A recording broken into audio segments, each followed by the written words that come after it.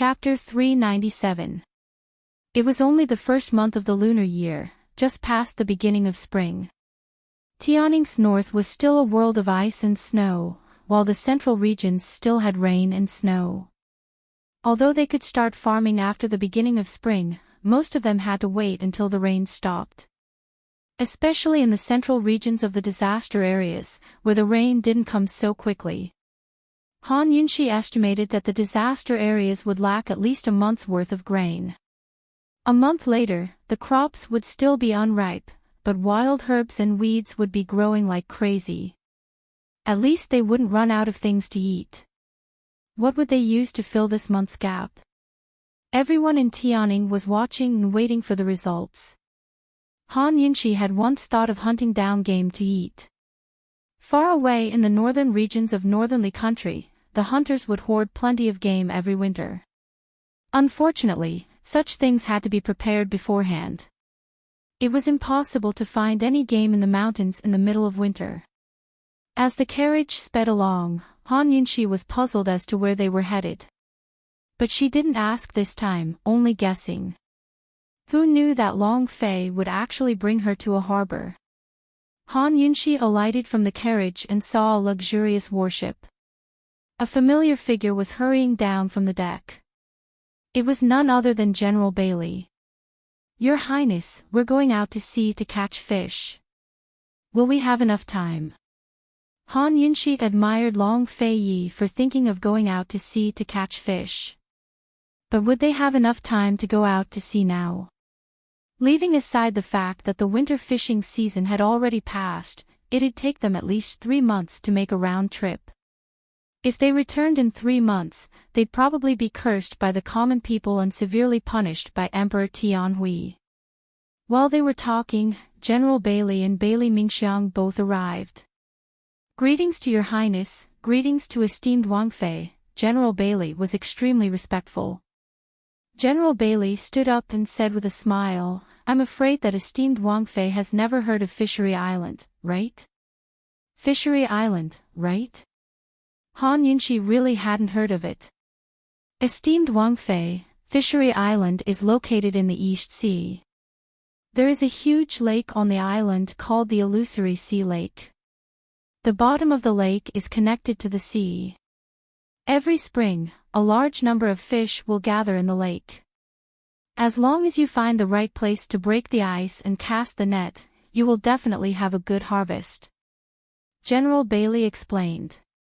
With that said, Han Yunxi instantly understood.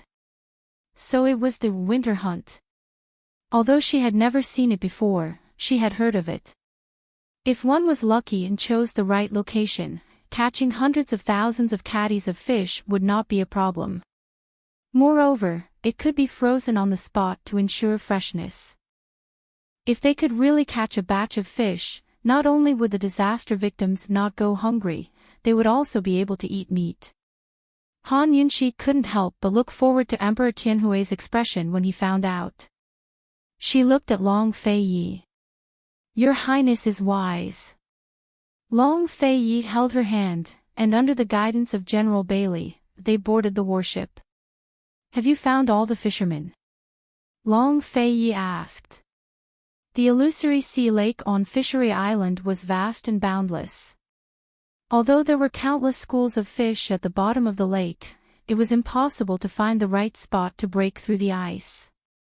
Usually, it was up to the fishermen who went out to sea to find the right spot.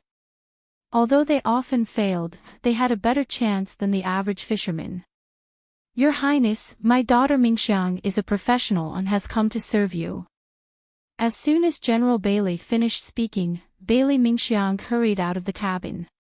She was draped in thick fox fur robes, but her body was still very weak. She looked like a gust of wind would topple her over. With her head bowed, she strode forward and curtsied. "Bailey Mingxiang greets your Highness Duke of Qin, esteemed Wang Fei." Han Yunxi was very surprised. She never expected to see Bailey Mingxiang here. She always assumed that it would be at least half a year before she could see her again. She was even worried that Bailey Mingxiang wouldn't be able to make it through. "She knows how to Long Fei Yi was clearly surprised as well. She's always been curious and pondered. She's also been to Fishery Island a few times and is more experienced than the fishermen there. As soon as I heard that your highness was going out to sea, I brought her here. General Bailey was the one who explained. Bailey Mingxiang was so respectful that she didn't even dare to raise her head to look at Long Fei Yi. Can her body take it? Long Fei Yi asked again. Bailey Mingxiang's heartbeat quickened at these words. Although she knew that His Highness didn't just care about her body, she was still satisfied. Even if it was the only sentence she heard in this lifetime, she would be satisfied. At least, she used to be. General Bailey was still the one who answered. She can take it. It's her honor to serve your highness. Long Fei Yi nodded. Go back to the cabin and rest. Thank you, your highness, Bailey Mingxiang finally spoke. She had waited and longed for a long time. Finally, she had a chance to speak with His Highness Duke of Qin. Unfortunately, she didn't even dare to look at him. She was afraid that if she did, she wouldn't be able to look away. She was afraid that if she did, she would feel uneasy. She was afraid that if she did, she would reveal traces of her love for him. Her heart was filled with panic and reluctance, but in the end, she bowed her head and took a few steps back before turning to leave. Han Yunqi saw all of this with her sharp eyes. She noticed that Bailey Mingxiang's hands were trembling the entire time. She had wanted to call out to Bailey Mingxiang, but considering that the wind was strong here and that she was so afraid of Long Fei Yi, she had no choice but to give up. After the ship set sail, Long Fei Yi and Han Yunqi's warship took the lead, followed by a group of fishing boats. The warship took the lead, and the fishing boats prepared to bring back the fish. Han Yunqi, Long Fei Yi, and General Bailey stood on the deck for a while before entering the cabin to find Bailey Mingxiang. When she entered the cabin, Bailey Mingxiang was huddled alone around the stove for warmth. Her entire body was curled up into a ball, giving off an inexplicable sense of desolation. When she saw Han Yunqi enter, she hurriedly stood up. Esteemed Wang Fei. What, you dare to raise your head? Han Yunqi asked with interest. Bailey Mingxiang smiled, but didn't say anything. Are you afraid of His Highness Duke of Qin? Han Yunqi was curious. She knew that everyone in General Bailey's estate was respectful and reverent towards Long Fei Yi, but this was the first time she had seen someone as afraid as Bailey Mingxiang. I'm afraid, Bailey Mingxiang replied honestly. What are you afraid of? You're helping him raise Beauty's blood. You didn't do anything wrong, so why are your hands trembling? Han Yunqi asked suspiciously. Bailey Mingxiang was originally calm, but after hearing this, she immediately felt guilty. She hurriedly explained, Mingxiang is trembling because she's cold. You haven't had much contact with His Highness before, right? Han Yunqi asked as she pulled Bailey Mingxiang's hand over to take her pulse. In order to avoid suspicion, it's very rare. Bailey Mingxiang replied in a low voice. He's not that scary. If you see him in the future, raise your head. Don't act like a servant. Han Yunqi really couldn't stand Bailey Mingxiang's cowardly appearance. Bailey Mingxiang didn't want to say any more, but she couldn't help it. She couldn't bear to stop talking about this topic. His Highness naturally isn't afraid of esteemed Wang Fei, she said indifferently. Could it be that he's ruthless to all his subordinates? Han Yunqi didn't understand. His Highness only keeps useful people. He won't tolerate any disobedience or betrayal. Bailey Mingxiang was about to continue when she paused. Then she added, I heard everything from father. His Highness has never used any servant girls. His only bodyguard is Chu Shifeng. That's true, Han Yunqi muttered to herself. That guy really doesn't have a single servant girl in his quarters. Is there anyone else? Han Yunqi asked seriously. Actually, she didn't know much about the Long Fei Yi either. Bailey Mingxiang knew too much, but how could she dare to continue? Esteemed Wang Fei is the person closest to His Highness, so you should understand him best. What Mingxiang said is just hearsay. Close. That was hard to define. Han Yunxi only smiled wordlessly.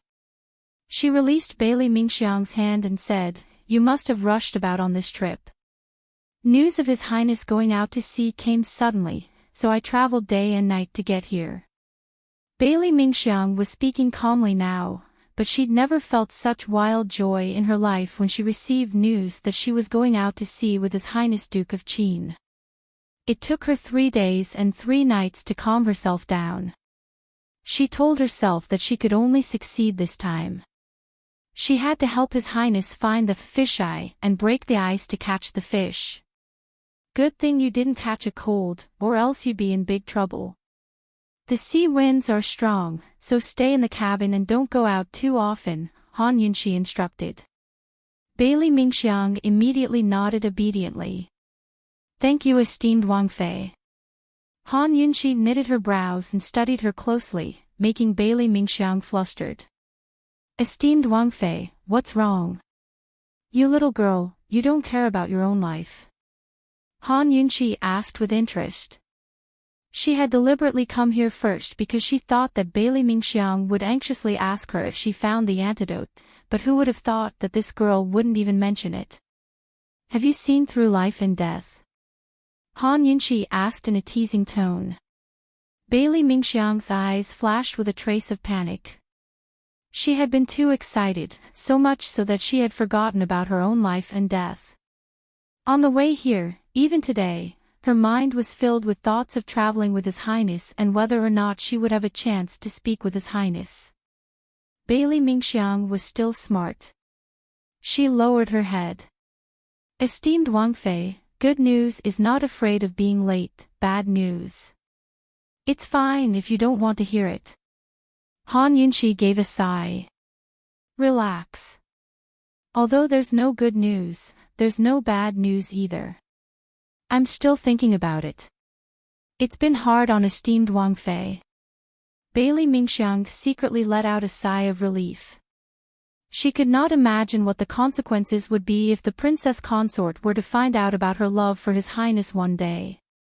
They had traveled on the sea for 5 days and 5 nights. Bailey Mingxiang had used her weak body as an excuse to not leave the cabin. If she had known this would happen, why would she have waited so long? But even so, she did not regret it. When the warship was about to dock at Fishery Island, General Bailey suddenly noticed a warship similar to theirs not far away. General Bailey looked carefully and was shocked when he saw it. Your Highness, it's the Northernly Imperial family's warship. Fishery Island was surrounded by a wide expanse of shoals, so there was only one port where they could anchor close to it. Not to mention the fight for the fisheye on the island, they would have to fight for this port. Northernly Imperial family. Long Fei Ye's lips curled into a cold smile. Chapter 398. The fishing season on Fishery Island was long and the new year had just begun. Long Fei Ye's group was already considered early, but they didn't expect Northernly's imperial clan to show up as well. Northernly was a nomadic country, so fish wasn't even considered a supplementary food in their diet. What was the imperial clan doing here on New Year's Eve? Who was this member of the imperial clan? There was only one harbor on Fishery Island, located to the west of the island.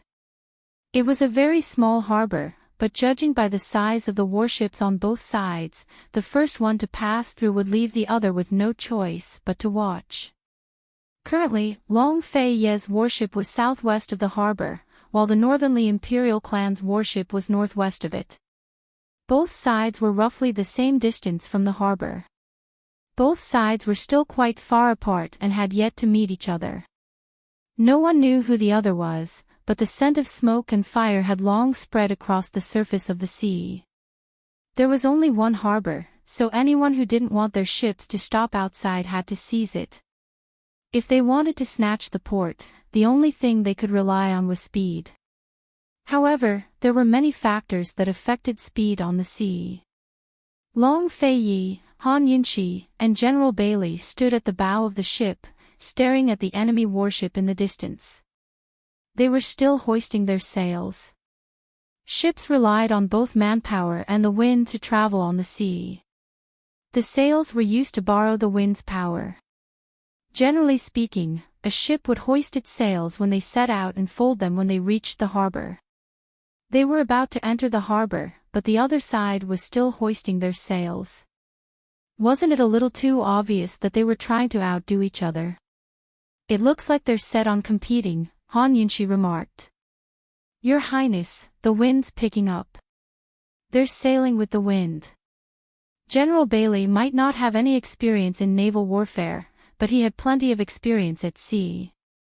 For the sake of forming Tianning's navy, he'd once spent 2 to 3 years at sea on a fishing boat.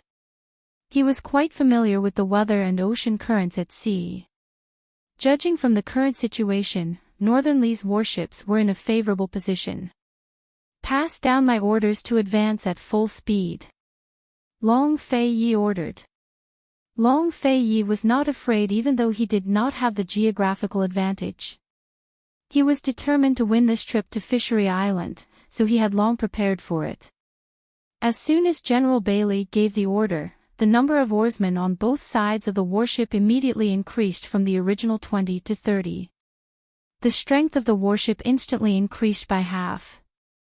Even a layman like Han Yunshi could feel that the warship was accelerating. General Bailey, I didn't expect you to have so many oarsmen hidden away. Han Yunshi looked to the side with interest. She discovered that the rowers were all burly men with strong arms. Esteemed Wang Fei, this humble subject has yet to introduce it to you. This warship is called the Imperial Boat, and it is the head of the Bailey Navy's warships. There was no need for further introductions. Just the words, head of the warships, were enough to explain everything. Han Yunshi was overjoyed. So domineering. Hee, the rest will depend on your performance. Long Fei-yi's warship did not accelerate, but once it did, it immediately overtook the Northernly warship. The master of the Northernly warship could not sit still. He quickly walked out of the cabin and looked at the other side. Why are they suddenly so fast? Master, they must be having trouble. They must have sent more oarsmen, that's all. The boatman quickly replied. The master was filled with disdain as he coldly snorted and said, how can human strength compete with heavenly strength? Overestimating yourself. Come, raise all the sails for this king. Full speed ahead. The boatman immediately moved and quickly raised all the large and small sails.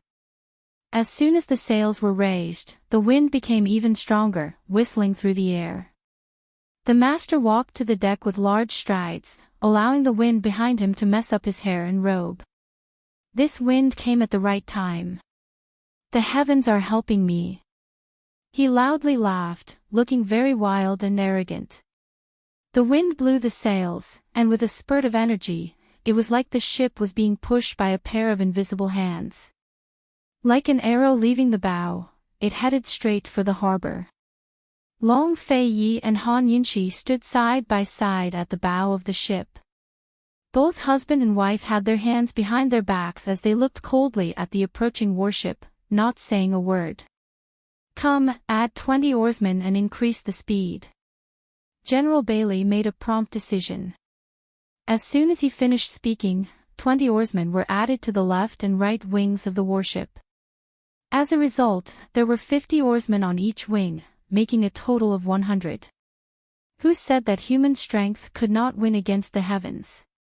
These 100 oarsmen, 100 large oars, moved in unison with a shio shio shio sound. The sound of drums, the sound of waves, the 100 oarsmen, sonorous and powerful, their morale unstoppable. The warship moved forward at full speed, matching the speed of the Northernly warship. The two of them were rushing head-on, fighting to be the first to reach the harbor. For a moment, it was hard to tell who was faster or slower. "Master, their oarsmen are too amazing," the boatman reported in shock. "How many?" The master, who was determined to win, was very surprised. "I can't see them yet, but with their strength, we'll be in danger as soon as the wind stops." The boatman was very worried. Their oarsmen were already doing their best. As soon as they lost the advantage of the wind, the outcome would be clear. The master glared at the boatman, who immediately shut his mouth. The two ships moved side by side as they drew closer and closer to the harbor. The tension on the surface of the sea grew heavier and heavier. The master's gaze hardened as he personally flew to the stern of the ship and grabbed the drumsticks to hit the drum 3 times. "All of you, listen well to your lordship. Use all your strength and move forward at full speed. Once we reach the harbor, your lordship will reward you handsomely." As soon as he finished speaking, morale soared. He personally hit the drums to cheer them on. Thump, thump, thump. The rhythm was rapid, and the oarsmen followed the rhythm, rowing with all their might. They already had the advantage of the wind, but now that morale was boosted, the speed of the ship increased by another level. The master beat the drums as he glanced at the other side, his lips quirked up in a cold, disdainful smile. He knew who was on Tianing's ship. This time, he wanted that man to taste the taste of defeat. Northern Li's side had already sent their personal attendants into battle, while Tianing's side, Long Fei Yi and Han Yunxi were still watching with folded arms. They stood at the prow of the ship and watched as their opponents gradually overtook them. Husband and wife were completely indifferent to the situation. Even General Bailey, who was waiting on the sidelines, had stopped moving. Did they have no other way? For a very long time, their speed remained the same, and there was no sign of it increasing. The disdain on the Northernly master's lips grew thicker and thicker before he laughed wildly. "Someone come, speed up for your lordship. Your lordship wants them to lose to the end." Morale was high as the drums beat against the skies. Although they couldn't increase their speed, they still had a fierce momentum that was unstoppable. As expected, the distance between the two sides quickly increased. Northern Li's ship was very close to the harbor, while Tianing's was still some distance away. There was no longer any suspense about victory or defeat. The Northernly master was so engrossed in the sound of the drums that he couldn't even stop. He was so excited that he couldn't control himself. Unexpectedly, when Northern Li's ship was only 100 meters away from the harbor, Long Fei Yi spoke up. "Even if you do your best, this is all you've got." General Bailey gave a soft snort before issuing orders. "All oarsmen, get to your positions." As soon as he spoke, the two sides of the ship lowered their wings. Very soon, a large group of oarsmen filled up the empty spaces on the wings. There were at least 100 people on both sides now. Including the oarsmen from before, the ship now had 200 oarsmen. 100 on each side, they were all rowing in unison. This speed was enough to go against the wind. Like an arrow leaving its bow, the ship shot forward. What did it mean to advance at top speed? What did it mean to be unstoppable? This was it. Tianing's warship was like a black horse that suddenly galloped forward and easily caught up with Northern Li's warship within 100 meters of the harbor. As soon as they caught up, the two sides saw each other clearly. Long Fei Yi immediately spotted Dreamy Xia standing at the stern of the ship beating the drums. As expected, Dreamy Xia was the only person in Northern Li's imperial clan who could sail to Fishery Island on New Year's Eve. Dreamy Xia stopped beating the drums and raised his chin to look over. He didn't meet Long Fei Yi's gaze for long before he looked towards Han Yunxi. Han Yunxi's phoenix eyes had long narrowed into slits as they emanated a murderous aura. Dreamy Xia, long time no see. 6 pairs of eyes met, brimming with killing intent. Tianning's warship sped past Northern Li's warship with overwhelming momentum, heading straight for the harbor. Only now was victory decided.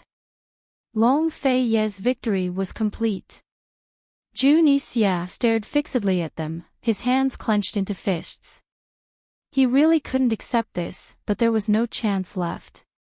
As soon as Northern Li's oarsmen saw the 200 or so oarsmen on either side of Tianning's warship, they were so stunned that they stopped and forgot to row. This was the first time they'd seen such a magnificent fleet of oarsmen at sea. As it turned out, the other side hadn't been using their full strength all this time.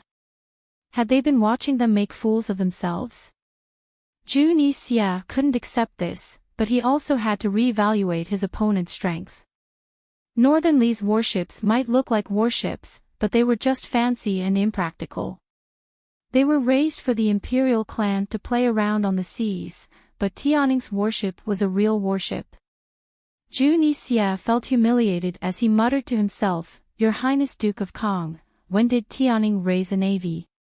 By now, Tianning's warship had already docked at the harbor and occupied the entire harbor. If he hadn't seen the strength of Tianning's warships, Zhu Nixia might have blocked the entrance to the harbor and confronted Long Fei Yi. But the current situation would only lead to his death. He'd spent so much effort but failed to seize the harbor, and even lost his prestige to Long Fei Yi. Although he felt sullen, this wasn't the main reason he'd come here.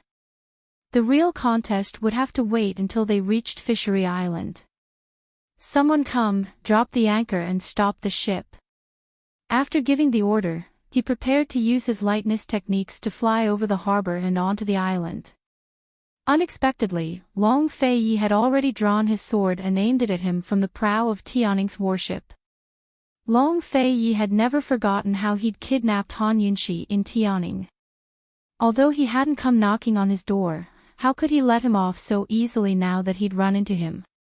Zhu Nixia gave him a cold, disdainful look, full of provocation. Han Yunxi had poisoned his shoulder, and Han Yunxi had accused him of colluding with Duanmu Yao in front of everyone in Medical City. Then she'd planted Gu in Long Tianmo. He'd always remembered all of these. Moreover, he hadn't forgotten about the poison beast or the white-robed man from the Shadow Clan. Over the past few days, the northerly imperial princes had been nipping at his heels, while Medical City was keeping a close eye on the 100 Poisons sect. He couldn't free himself to investigate these matters, but he'd sent people to investigate in secret. He hadn't planned on meeting Long Fei Yi and Han Yunxi so soon, but since they'd run into each other today, it didn't matter. It wouldn't affect his plans. Chapter 399. Long Fei Yi raised his sword and pointed it at Zhu Nixia. This was the rhythm of a battle. Zhu Nixia looked on coldly and fearlessly. Was this the rhythm of a battle? These two were the most famous of the three kings of Cloud Realm continent and were equally matched in terms of power. Long before Han Yunxi appeared, they were indeed equally matched in terms of strength. One was highly skilled in martial arts while the other was highly skilled in poison. The two of them restrained each other and were equally matched. However, Han Yunxi's appearance directly broke this balanced situation. With Han Yunxi's assistance, Long Fei Yi was much less fearful of Zhu Nixia's poison skills and increased his chances of victory by 30%. In a contest between experts, not to mention 30%, even a 50% chance of victory was very frightening. Thus, Zhu Nixia had always lost to Long Fei Yi's sword in the past year. If he didn't vent this anger on Han Yunxi, who else could he vent it on? In the confrontation between the two kings, Han Yunxi was the one with the most turbulent emotions. Her gaze was as cold as a blade as she stared fixedly at Zhu Nixia. She wished she could cut this bastard into 1,000 pieces. Since they were on opposite sides, it was normal for them to fight. Even if it was a fight between a man and a woman, she wouldn't mind. However, Zhu Nixia's actions were despicable. If the white-clothed gentleman hadn't risked his life to save her that day, she couldn't even imagine the consequences. Originally, she still regarded Jun Yixia as a person of importance. But now, she completely looked down on him. She didn't want to bring up such a shameful matter. She also didn't want to cry endlessly and complain to Long Feiyi for pity. She only knew that once Long Feiyi made a move, she would definitely assist him with all her strength. Towards a bastard like Jun Yixia, there was no need to talk about principles. Long Feiyi's sword trembled with a clang, and the sword whistled fiercely. Soon, the sword turned into a shadow, and so did the man. After a few illusions in the sky, he went straight for Jun Yixia. There was still some distance between the two boats. Han Yunxi wished that she knew martial arts so that she could follow Long Feiyi. Unfortunately, she did not. However, she was not discouraged. She focused all her attention on Jun Yixia. While she was on guard against him using poison, she was also looking for an opportunity to use it. Duke of Qin, long time no see. Won't you chat for a bit? Jun Yixia seemed arrogant, but he still avoided the question. You are not qualified to talk to me. In terms of arrogance, who could be as arrogant as Long Feiyi? He was not foolish enough to chase after the enemy's ship. Instead, he stood in the air above the sea and slashed out with his long sword. His sword chi was like a rainbow, heading straight for Jun Yixia. Jun Yixia immediately dodged. Long Feiyi quickly realized that Jun Yixia was not prepared to fight. Instead, he kept dodging. There must be a trap here. What? Long time no see. Has Northern Li's Duke of Kong become a coward? Long Feiyi questioned. Jun Yixia's eyes flashed with a hint of unwillingness, but he did not answer. He leaned to the side to avoid the sword and unexpectedly dove into the water. Sure enough, he's a coward. Long Feiyi snorted disdainfully. His cold eyes watched every movement on the surface of the sea. Unfortunately, Jun Yixia had already dove very deep and could not be seen. Bailey, be on guard. Long Feiyi shouted. General Bailey naturally understood. When fighting on the sea, the scariest thing was that someone would sneak up on a ship from the bottom of the sea. This was the most difficult to guard against, and also the most fatal. Han Yunxi also closely watched the sea. Although she might not be able to poison such a vast sea, and Jun Yixia also could not do it, she still wanted to be cautious. General Bailey sent divers to protect the warship. Fighting underwater was very restrictive. Even an expert like Jun Yixia might not be able to withstand the divers. Time passed slowly. Jun Yixia did not have any trace of him. It seemed that he had really escaped. However, this was not his style. No matter what Jun Yixia wanted to do, Long Feiyi did not have the patience to accompany him. The monk could run away, but the temple could not. His sharp gaze swept across the sea before landing on Northern Li's warship. Let's see if Jun Yixia can still come out after I destroy it. But before Long Feiyi could make his move, a man dressed in embroidered robes walked out from one of the ship's pavilions. He was only in his early 20s, but had a graceful bearing and heroic air about him. He was dressed in white robes trimmed with gold, and his every movement exuded an air of nobility that was impossible to ignore. He looked cultured and refined, but his eyes shone with the shrewdness of a businessman. Your Highness Duke of Qin, it's been a few years since we last met. You're still as elegant as ever. He cupped his hands in greeting. Ouyang Ning Nuo, Long Feiyi was surprised. He never expected to run into this fellow on Jun Yixia's ship. Han Yunxi's expression turned complicated at Long Feiyi's words. Although she didn't recognize the man before her, she had long heard of his name. Ouyang Ning Nuo was the head of Cloud Realm Trade Consortium.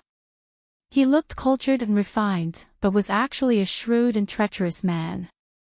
He controlled many of Cloud Realm Continent's economic lifelines and could directly affect a nation's economy.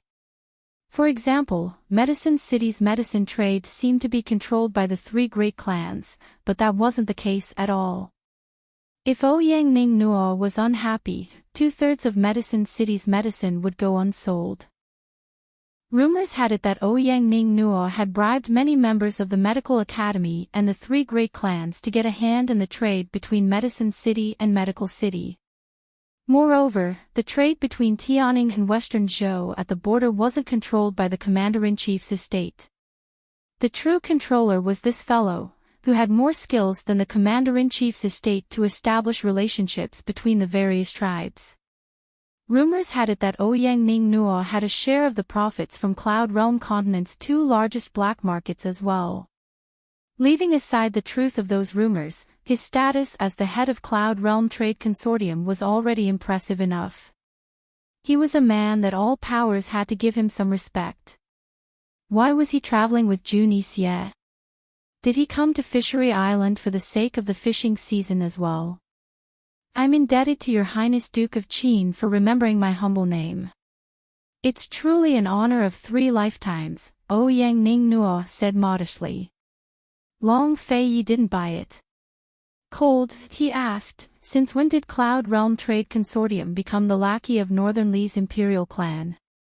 Ouyang Ning Nuo didn't lose his temper, but patiently explained, Your Highness Duke of Qin, this one is simply cooperating with the Duke of Kong on a business deal. I ask that Your Highness give Cloud Realm Trade Consortium some face. If Your Highness has any personal grudges with the Duke of Kong, please settle them later. Long Fei Yi and Ouyang Ning Nuo had no enmity between them. They even had some private business dealings, so it was hard for Long Fei Yi to refuse the man's request for face. Of course, Long Fei Yi wasn't an idiot. Cold, he asked, what, has Cloud Realm Trade Consortium set their sights on my Tianning's famine trade as well? He got straight to the point. Most smart people would only see that Ouyang Ning Nuo and Jun Yixie were working together to fish on Fishery Island, but Long Fei Yi saw through their schemes at a glance.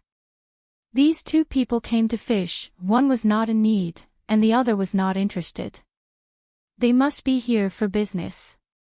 Of the 3 nations of Cloud Realm Continent, only Tianning citizens liked to eat fish. Now that they were suffering from famine, Ouyang Ning Nuo was planning to catch fish and sell them to Tianning's imperial court. Your Highness Duke of Qin, there's freedom to trade. If there's grain to buy, I'm sure Emperor Tianhui and you will be more than happy to spend silver for the sake of the famine victims. Fishing on Fishery Island is free as well. Only the capable can get what they want. Your Highness Duke of Qin wouldn't want to use force to take over the island, would you? If word got out, it'd be a disgrace to your illustrious name. Look, Ouyang Ning Nuo's words were so pleasant to hear. It was clearly a shameless business, but it was crowned with such a dignified reason, making everything sound very reasonable. If Long Fei Yi refused to budge, wouldn't that mean he was using Jun Yixie's personal grudge as an excuse to take over Fishery Island? Han Yunxi's lips quirked up into a cold smile. Her first impression of this Ouyang Ning Nuo was shameless. Although Long Fei Yi was staring at Ouyang Ning Nuo without replying, Han Yunxi knew that she still had to give him face. After all, the other party was Cloud Realm Trade Consortium. Especially since they were working together with Jun Yixie, it'd be even harder to offend them. Once they did, they'd be pushing Cloud Realm Trade Consortium's power and influence to Jun Yixie's side. Han Yunxi was a calm and collected woman through and through. Of course, she was an exception when it came to Long Fei Yi.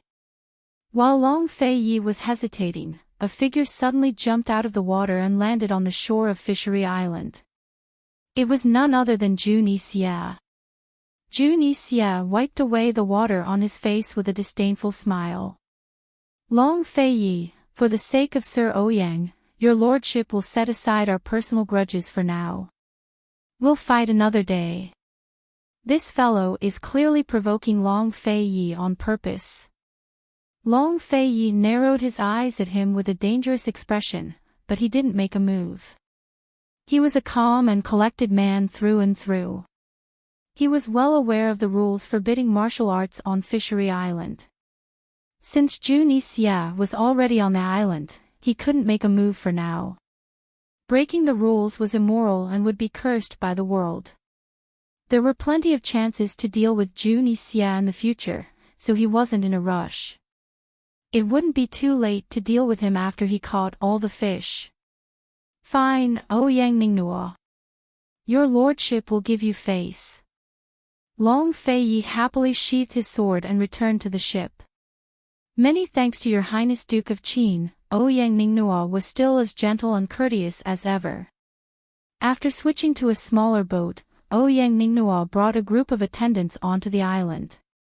Long Fei Yi, Han Yunxi, and the Bailey father-daughter pair were all on board as well. Although they'd given Ouyang Ningnuo face, there was no such thing as face on the island. Just like what was said just now, the fish on Fishery Island belonged to those who were capable. For example, there was no point in wasting words on finding the fisheye. Strength spoke louder than words. Mingxiang, you're under a lot of pressure, Han Yunxi murmured. She wasn't joking. Ouyang Ningnuo had already admitted that he wanted to catch some fish to sell to Tianning's disaster victims. If they really did find the fisheye first and caught all the fish, Long Fei Yi and Tianning country would lose all face.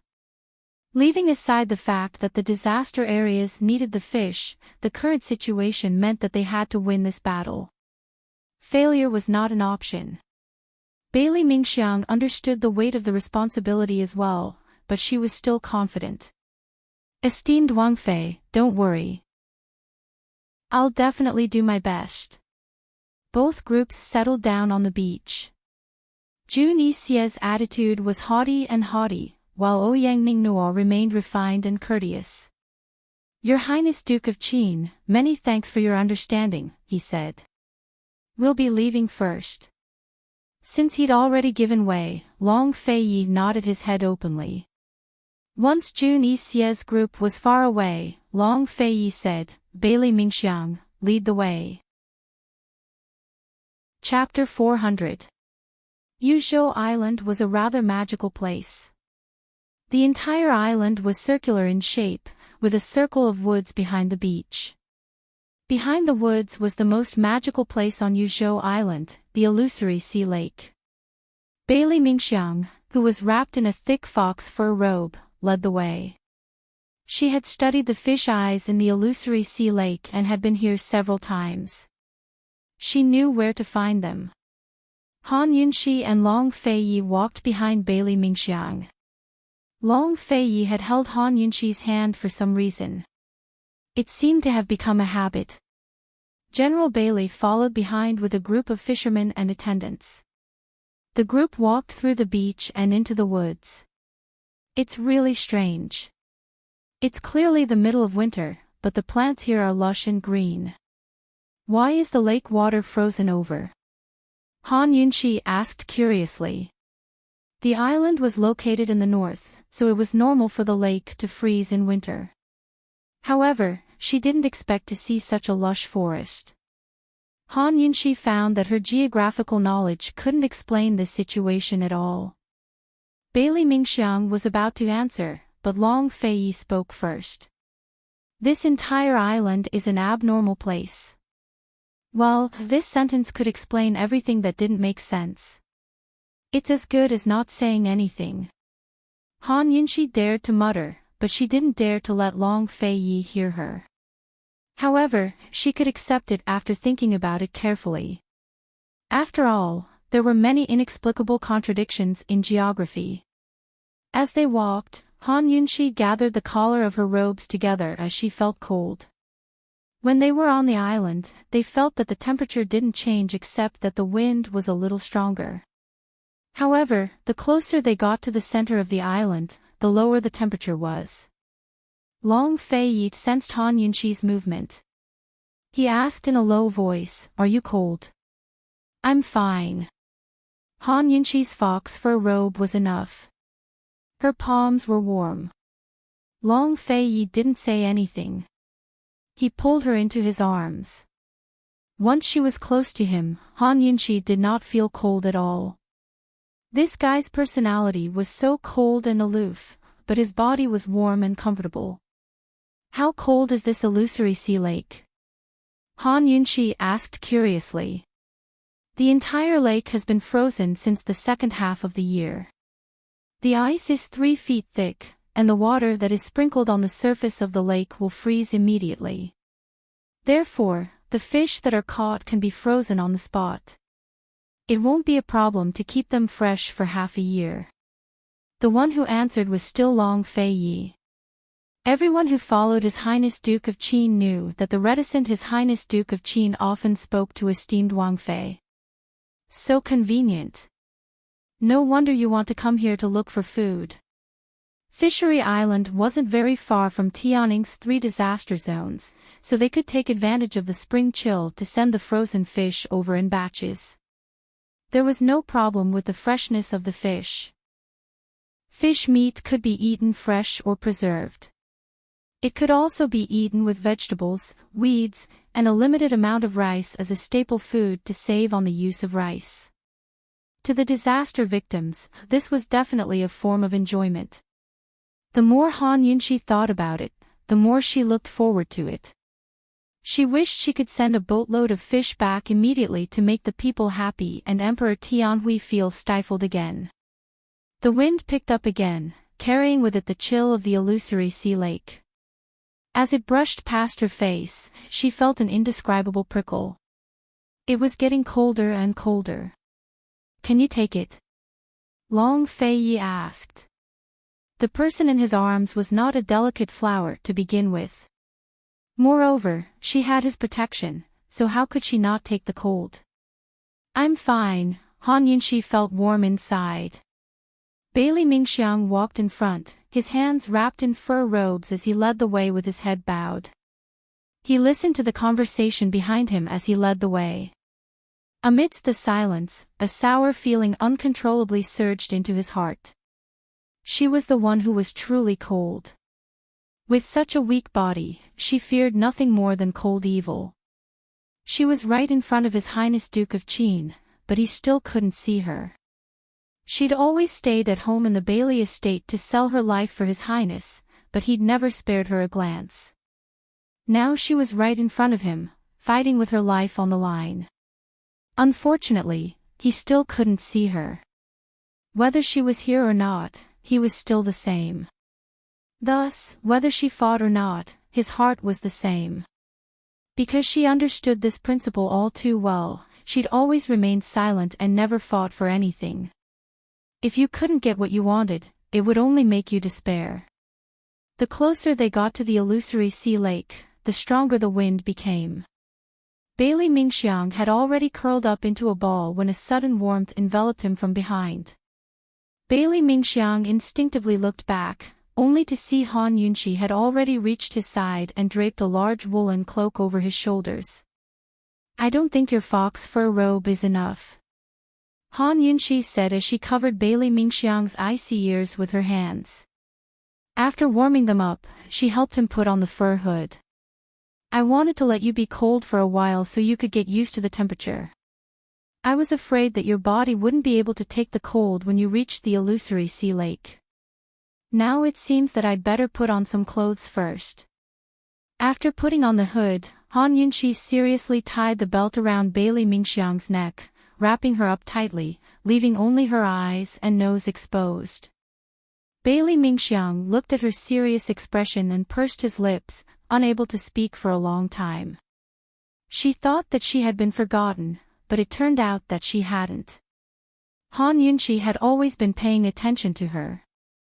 This woman was clearly younger than her by a few years, but she took care of her like an older sister.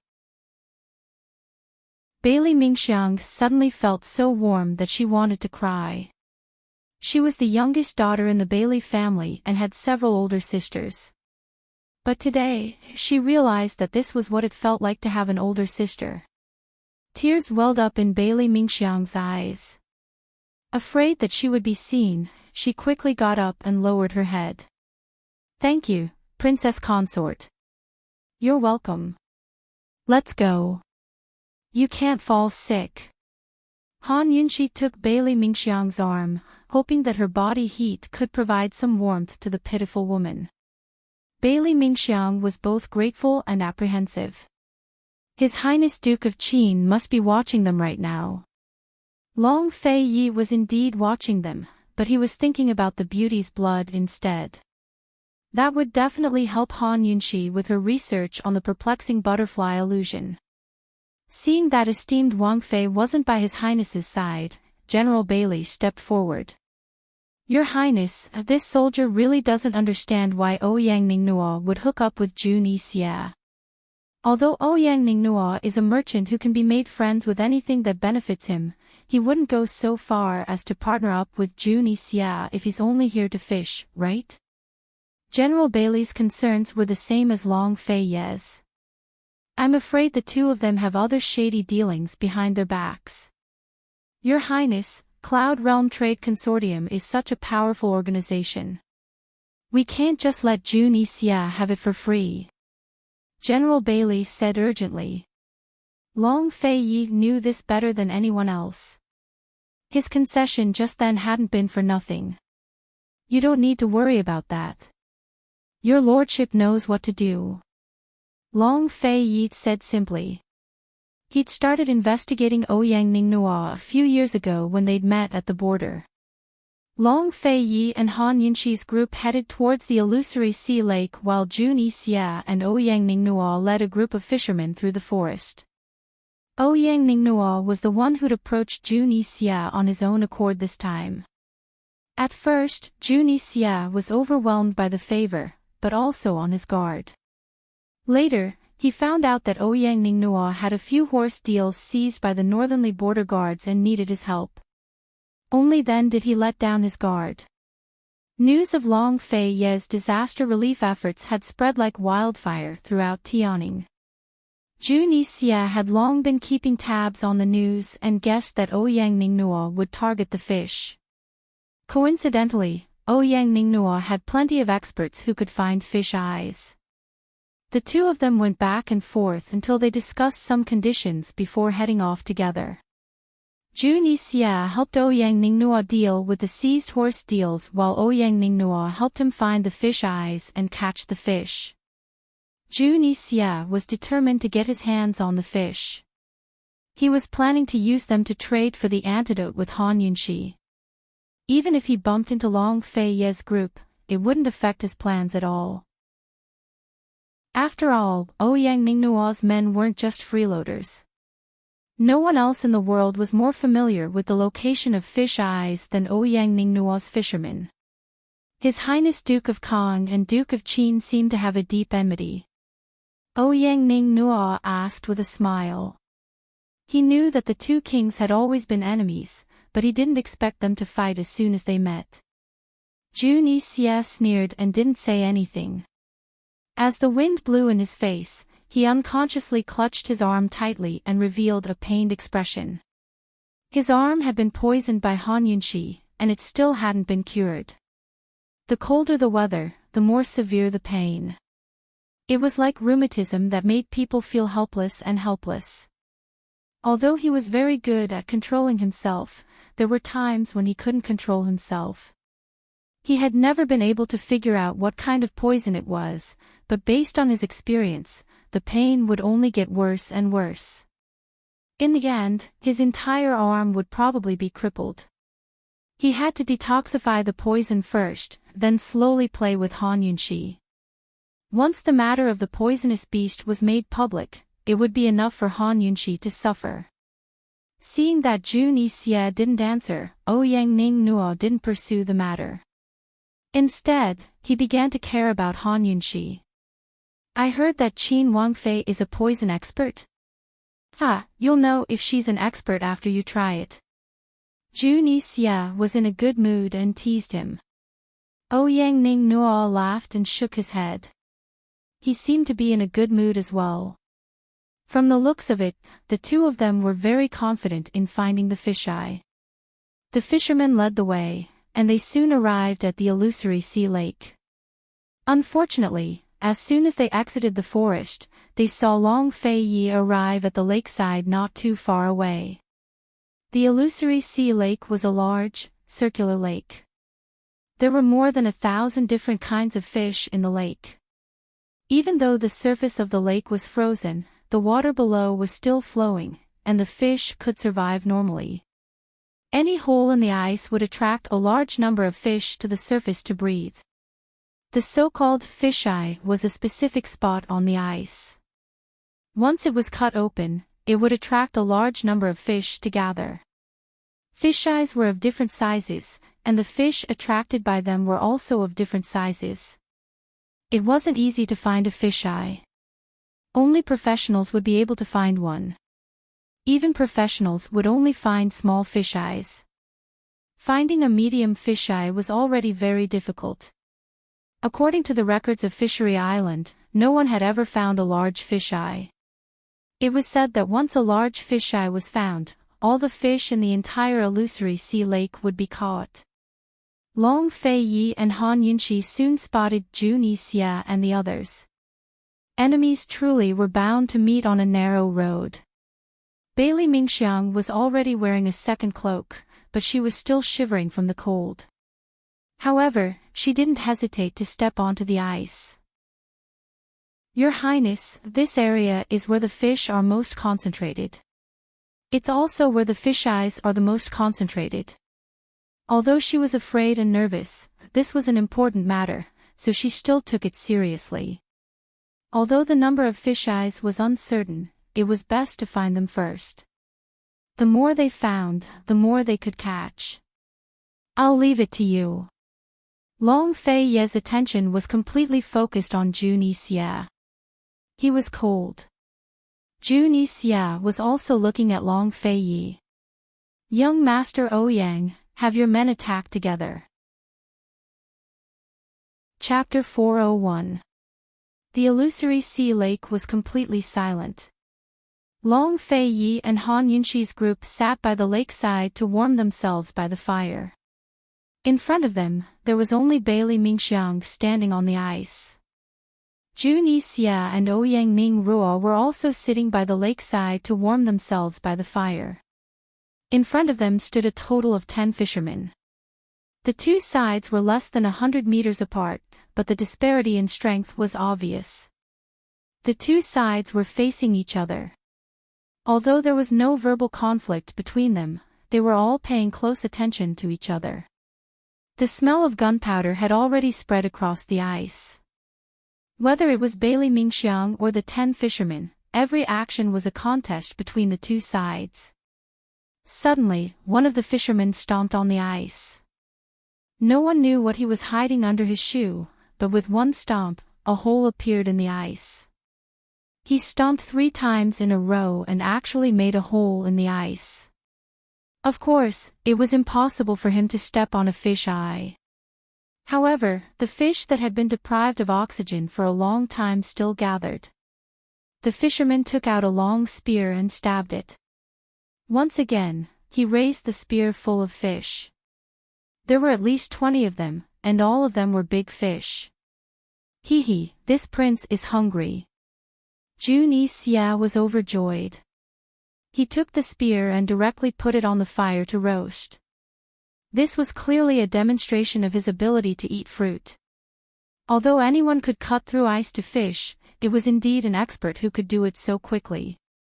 If it were an ordinary person, it would take them half a day just to cut through the ice. Long Fei Yi and Han Yunqi looked on coldly and did not make a sound. Bailey Mingxiang was a very calm woman. She knew that this group of fishermen was not simple, but she was not afraid. Although there were many fish eyes, finding fish eyes was still a skill. It did not matter how many people there were, but how good they were. If she had to find a group of professional fishermen, she could find them. She turned to look at Han Yunqi and teased, "Esteemed Wang Fei, are you hungry?" I see that some people have lost their appetite. I'm not hungry. Let's begin. Han Yunqi smiled brilliantly. She was even calmer than Bailey Mingxiang. If the other side wanted to scare her with such a showy display, wasn't she looking down on her too much? General Bailey naturally had his reasons for only bringing Bailey Mingxiang with him. Yes. Bailey Mingxiang was delighted that esteemed Wang Fei trusted her so much. When she turned around, her gaze inadvertently drifted towards His Highness Duke of Qin. With just one glance, she saw his handsome face, his eyes that were as deep as the sea, and his heart that was frozen 3 feet deep. Your Highness Duke of Qin, Mingxiang will definitely win this battle for you just for this one glance. Ignoring the other side's protests, Bailey Mingxiang crouched down to examine the surface of the ice. Her jade-like fingers tapped against the surface to listen for sounds, then stroked the ice with her fingers. Gradually, she immersed herself in the task and forgot about the cold. Unconsciously, she rolled up her sleeves and ran her bare arms across the surface of the ice. Even Jun Yixia and Ouyang Ningnuo found it boring that their provocations were ignored, to say nothing of the fishermen. Start searching. We'll get a boat for each one we find. In all of Cloud Realm continent, only Ouyang Ningnuo could match His Highness Duke of Qin's generosity. His words were casual, but the fishermen were all over the place. Soon enough, all 10 of them began to search the ice with all their might. Everything seemed quiet, but a fierce contest had already begun. Jun Yixia rose to his feet and stood by the lake to study Bailey Mingxiang. Soon enough, Ouyang Ningnuo came over as well and murmured, "This girl isn't simple." There had to be a reason why Long Fei Yi had sent out such a sickly girl. "What, are you scared?" Jun Yixia retorted. Ouyang Ningnuo only smiled wordlessly. 2 of his 10 fishermen were top-level experts who held the record for finding the most fish eyes on Fishery Island. Why would he be scared? Why would he do something that would cost him money? Jun Yixia stared at Bailey Mingxiang for a long time. The more he looked at Bailey Mingxiang, the more he felt that something was off. This sickly beauty didn't seem to be sick, but poisoned. Unfortunately, they were still some distance away, so he couldn't be sure. He was puzzled. What kind of poison did this woman have? Was it something that Han Yunqi couldn't cure? And how did she get poisoned? While Jun Yixia was puzzling over the situation, there was a sudden bang.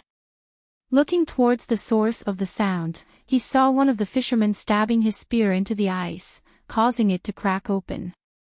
Could it be? Jun Yixia was a layman, so he didn't understand what was going on. Ouyang Ningnuo laughed heartily. "Old you, your skills have improved." The fisherman, Old you, laughed heartily. "Master, you flatter me." What this old man found was merely a small fish eye. As Old you spoke, he pulled out his spear. The accumulated ice immediately cracked open, revealing a hole. The sound of water splashing was extremely loud, so one could only imagine how many fishes were swimming underneath. As soon as the fisheye was found, the fishermen at the side immediately came over to cast a net.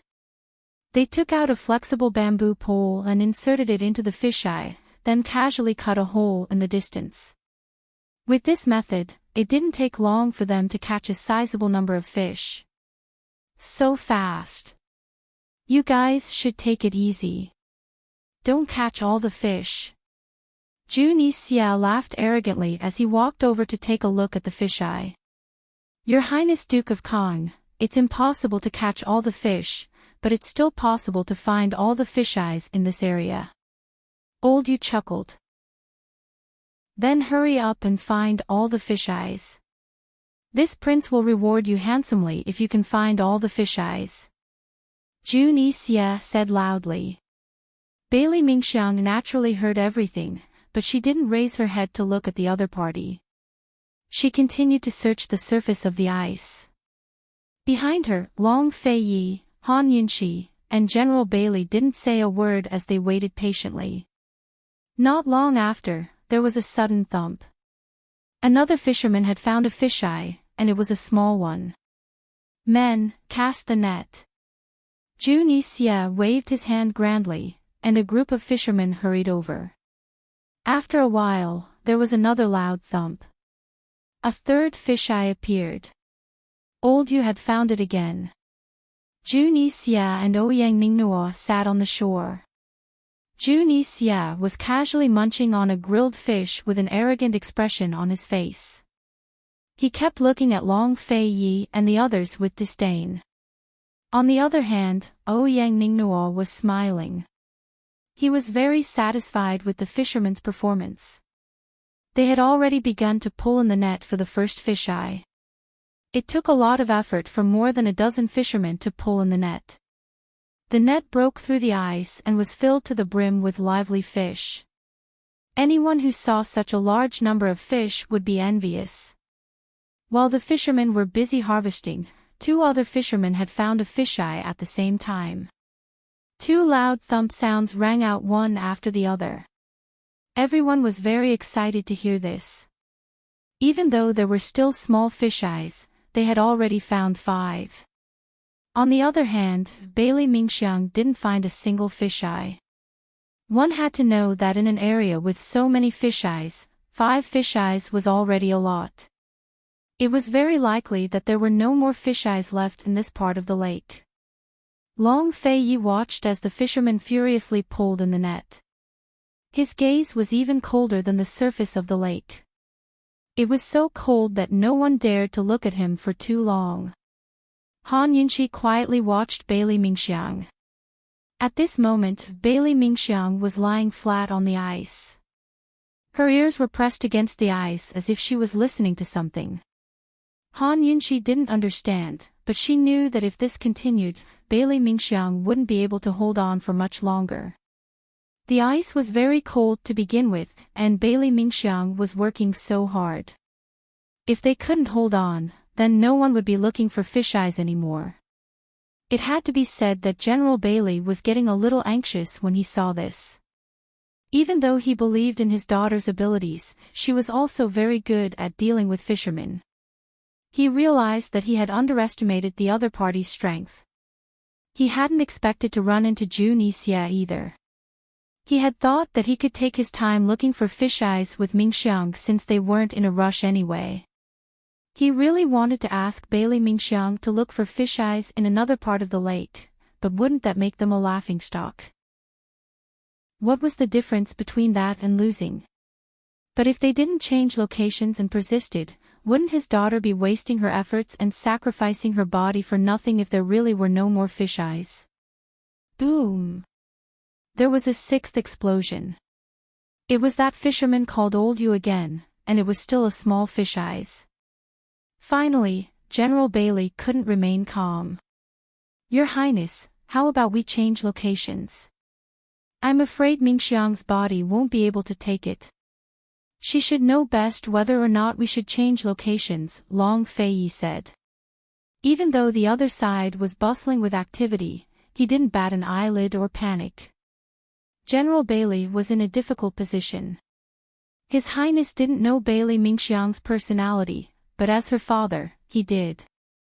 His daughter had to put up a strong front and didn't want to lose any face for His Highness. With no other choice, General Bailey cast a pleading look towards Han Yunxi. Han Yunxi was worried that Bailey Mingxiang's efforts would be in vain if she kept wasting her time. She'd end up harming her body and spoiling the bigger picture instead. Just as she was about to open her mouth to persuade her, Bailey Mingxiang, who was lying on the ice, suddenly stood up. Her face, red from the cold, was filled with pleasant surprise. She was so excited that she forgot herself and boldly looked into Long Fei Yi's cold eyes. She loudly said, "Your Highness, I found it. I found a medium fisheye. A medium fisheye." In that moment, everyone looked over, including Jun Xie's large group of people. For experts, small fisheyes were easy to find, but medium fisheyes were hard to find. A medium fisheye was worth 10 small fisheyes. Good. Long Fei Yi looked at Bailey Mingxiang and gave her a single word. However, Bailey Mingxiang had given her a positive look, a look of affirmation. Bailey Mingxiang stood in place, so excited that she didn't know what to do. She'd done it. She'd finally done it. Apart from the beauty's blood, she'd also made him look at her a little longer and remember her a little longer. Chisel the ice and cast the net. Han Yunqi shouted. She coldly glanced at Jun Yixia. Jun Yixia and the others had made such a big commotion and found so many, but Mingxiang had found just one. What were they being so arrogant for? Men, quickly! General Bailey was overjoyed and excited. His daughter hadn't lost face for him or for His Highness Duke of Qin. Fortunately, they hadn't changed locations, or they would have suffered a huge loss. Jun Yixia fiercely tossed the grilled fish in his hand and stood up. "Oh Yang Ningnuo, don't tell this prince that you're changing locations. Generally speaking, there wouldn't be a second medium fisheye within 100 meters of the first." Unexpectedly, as soon as he finished speaking, the fisherman, Old Yu, suddenly shouted, "Master! Master, hurry over here. I found it! I found it!" Ouyang Ningnuo's eyes flashed, and he immediately rushed over. Jun Yixia was a little confused, but he hurried after him. This Old Yu found what? Chapter 402. While the crowd was still reeling from Bailey Mingxiang's discovery of the medium fisheye, the fisherman, Old Yu, began to shout like a madman. "I found it! Ha ha ha! I finally found it! After so many years, I've finally found it!" Ouyang Ningnuo and Jun Yixia hurried over to where Old Yu was. The other fishermen also stopped to watch. What was going on with Old Yu? Could it be that he found a medium fisheye as well? Han Yunqi asked suspiciously. Impossible. Bailey Mingxiang immediately denied the possibility. Your Highness, there's no way a second medium fisheye would appear at such a close distance. 200 meters away, Old Yu was still shouting and waving his arms around. He was clearly very excited. Long Fei Yi asked seriously, "Are you sure?" Bailey Mingxiang met Long Fei Yi's cold and serious gaze. His heart was timid, but he was also determined. Your Highness, don't worry. Mingxiang is very sure that it's not a medium fisheye.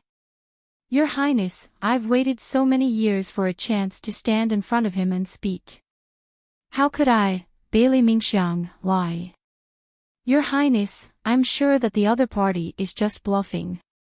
Let's quickly cast the net and catch more fish, General Bailey advised. Long Fei Yi nodded, but his gaze was still fixed on Old Yu. Han Yunqi was also looking in that direction. Bailey Mingxiang couldn't help but feel a little disappointed when Long Fei Yi didn't say anything. He wanted to explain himself, but Han Yunqi suddenly exclaimed, "That old thing couldn't have found a large fisheye, right? Your Highness, you're overthinking things." Ha! General Bailey laughed disdainfully. He had a good understanding of fisheyes. To him, Old Yu's words were nothing more than a joke. According to the records of Fishery Island, no one had ever found a large fisheye. It was said that if one could find the big fisheye, they could catch all the fish in the illusory sea lake. As I see it, the other party isn't bluffing. If there's no medium fisheye, then it can only be a large fisheye. Han Yunqi felt that something was off the more she looked at Ouyang Ningnuo and Jun Yixia's hasty movements. Bailey Mingxiang hurriedly explained, "Esteemed Wang Fei, you may not know this, but the large fisheye only exists in legends. No one has ever seen it before. Just because no one has seen it doesn't mean it doesn't exist." Han Yunqi retorted seriously. Bailey Mingxiang was frightened by her cold aura and was speechless for a moment. General Bailey was a little displeased that his daughter was being questioned right after she had made a great contribution. He turned to Long Fei Yi and said, "Your Highness, you know about Yu Ye's situation." Han Yunshi was a little anxious, but she didn't want to argue about who was right or wrong. She was just worried that if the other party really did find a large fisheye, then everything would be over. Bailey Mingxiang wasn't in the mood to argue either. He had already told her the truth, but when she heard her father say this to His Highness Duke of Qin, she couldn't help but glance at Long Fei Yi. Esteemed Wang Fei didn't know much about fisheyes, but His Highness did. His Highness should know that she was right. The large fisheye was nothing more than a legend. She hadn't come here to look for a large fisheye just for the sake of finding one. She had thought it through thoroughly. She'd come to this area precisely because it was the most likely place to find a medium fisheye. In truth, she could have found a small fisheye faster than the other fishermen, but she'd given up on the small fisheye. She was determined to find a medium fisheye first. She was absolutely certain that there wouldn't be a second medium fisheye within a radius of 500 li in this area. Moreover, there would only be 7 or 8 small fisheyes at most, not 10. Not only did she want His Highness Duke of Qin to win, she also wanted him to win beautifully so that the other party wouldn't be able to surpass him. If esteemed Wang Fei brought up a large fisheye, wouldn't that mean that she'd lost? At this time, Ouyang Ningnua and Jun Yixia had already arrived at Old Yu's side. Ouyang Ningnua said something to Old Yu, but Old Yu stopped yelling and shouting.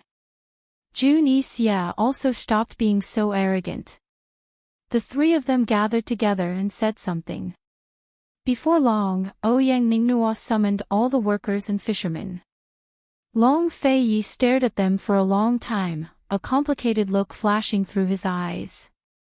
He said indifferently, "Perhaps there really is a large fisheye, Your Highness, you know that's impossible. They lost, so they must have put on an act on purpose. It might have been a trap." General Bailey wasn't convinced. Bailey Mingxiang silently lowered his head. Although he didn't want to fight for anything, he still felt wronged. His Highness was clearly siding with esteemed Wang Fei. Long Fei Yi ignored General Bailey and continued to pay attention to Jun Yixia and the others.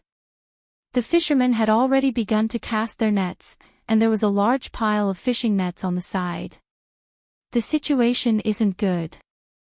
Han Yunshi began to worry. General Bailey wanted to explain, but at this time, one of the fishermen who was casting his nets suddenly shouted, "Your Highness, bad news. Bad news. What's going on?" Long Fei Yi immediately looked over. "Your Highness, the fish and the fisheye are retreating.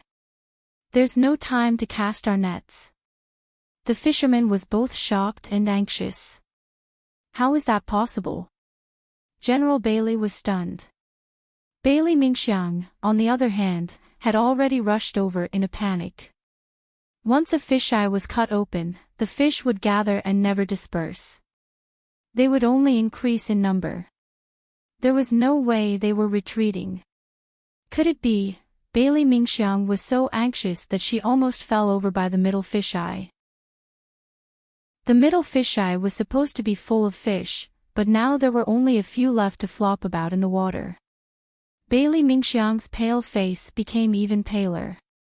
She didn't care about the cold as she looked at the edge of the fisheye and actually reached her hand in. "Bailey Mingxiang!"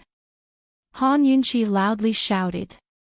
She quickly rushed over and pulled Bailey Mingxiang's hand out. The water in the fisheye was already on the verge of freezing. Was this woman crazy? Did she not want her hand? Did she not want her life? After she pulled out Bailey Mingxiang's hand, she immediately helped her up from the ice. Bailey Mingxiang allowed Han Yunshi to pull her. Her face was filled with despair as she muttered to herself, "I was wrong. I was wrong. Esteemed Wang Fei, I was very wrong." General Bailey rushed over and shook his head in shock. "It's a large fisheye. They really did find one. The legends were true. Once a large fisheye appeared, all the fish in the illusory sea lake would be caught. Once a large fisheye was cut open, all the fish in the small and medium fisheyes would be attracted to it. Controlling a large fisheye was equivalent to robbing them of other fishing opportunities. As they spoke, the fisherman reported, "Your Highness, esteemed Wang Fei, the fish are almost all gone. What do we do?" Long Fei Yi glanced at them, his handsome brows furrowed. At that moment, Jun Xie's hearty laughter came from afar. "Why isn't that medium fisheye casting his net? His Highness Duke of Qin is rich and overbearing. He probably doesn't care for it and doesn't want it." "TSK, what a pity," Ouyang Ningnua chimed in. "Ha, if he doesn't want the medium fisheye, what does he want?" Jun Xie laughed impudently. The two of them echoed each other loudly on the ice. Everyone present heard them loud and clear. This was clearly a provocation. They'd found a large fisheye and purposely kept their composure until they'd snatched all the fish in the medium fisheyes away. How despicable. Long Fei Yi narrowed his eyes and made a prompt decision. "Bailey Mingxiang, look for a large fisheye." Since large fisheyes existed, he refused to believe that there was only one. Bailey Mingxiang knew full well that her abilities were limited. Finding a large fisheye wasn't something that could be done in a short period of time. The other party had more or less relied on luck to find one. It would be very, very difficult for her to find another one. Even if she didn't hold out much hope, she had to do her best since His Highness Duke of Qin had said so. Search. Even if she had to risk her life, she would do her best. Yes. Mingxiang obeys. Bailey Mingxiang did her best to ignore the cold and powerlessness in her body. She began to walk on the ice again and quickly locked onto a spot. Then, she crawled on the ice and did her best to search. But time gradually passed. Jun Xie had already reeled in his nets twice and caught 2 large batches of fish, but Bailey Mingxiang still hadn't made a move. Long Fei Yi knitted his brows. General Bailey grew impatient as he watched, while Han Yunqi grew worried. If this continued, Bailey Mingxiang wouldn't be able to hold on. But right now, their only hope was Bailey Mingxiang. What a contradiction. Now that the other party had occupied the big fisheye, it didn't matter if they had the manpower or resources to catch all the fish in the illusory sea lake. Even if they didn't do anything, it was enough to delay Tianning's disaster relief efforts. Before, they'd only been fighting for a bit of pride, but now they couldn't catch any fish at all. Bailey Mingxiang was growing anxious as well. She had lost all of her previous calm as her hands fumbled around on the ice. In the end, she lost her rhythm. She viciously slapped the surface of the ice, self-blame, anger, and unwillingness filling her heart, making it impossible for her to calm down. Long Fei Yi saw all this and was about to speak when Han Yunqi said, "General Bailey, hurry and pull her up. It's not worth it to injure her body." General Bailey understood the words, "It's not worth it." Compared to disaster relief, Beauty's blood was more important. Long Fei Yi didn't speak, which meant he tacitly agreed. General Bailey quickly went to pull the girl up, but Bailey Mingxiang refused to get up. "Father, give me a bit more time. I can hold on. His Highness already told you to get up. Your body can't be forced, you know," General Bailey said helplessly. Bailey Mingxiang didn't dare to look at Long Fei Yi and Han Yunqi. She tightly held General Bailey's hand. "Father, if I get up, His Highness will lose. He'll lose to Jun Xie and the Emperor. I can't get up. You have to know the severity of the situation." General Bailey had the ruthlessness of a soldier. He fiercely pulled Bailey Mingxiang up and pushed her to an attendant. "Bring the young miss to warm up by the fire. Look after her." Bailey Mingxiang couldn't resist at all. She passed by Long Fei Yi and Han Yunxi. She really wanted to say something, but she didn't have the strength to say anything. A sense of helplessness and desolation appeared in her heart. Bailey Mingxiang lowered her head and fell silent. Bailey Mingxiang wasn't the only one who felt helpless. Long Fei Yi and the others all felt the same way. Everyone looked at the bountiful harvest in the distance. They could be angry, but they couldn't do anything about it.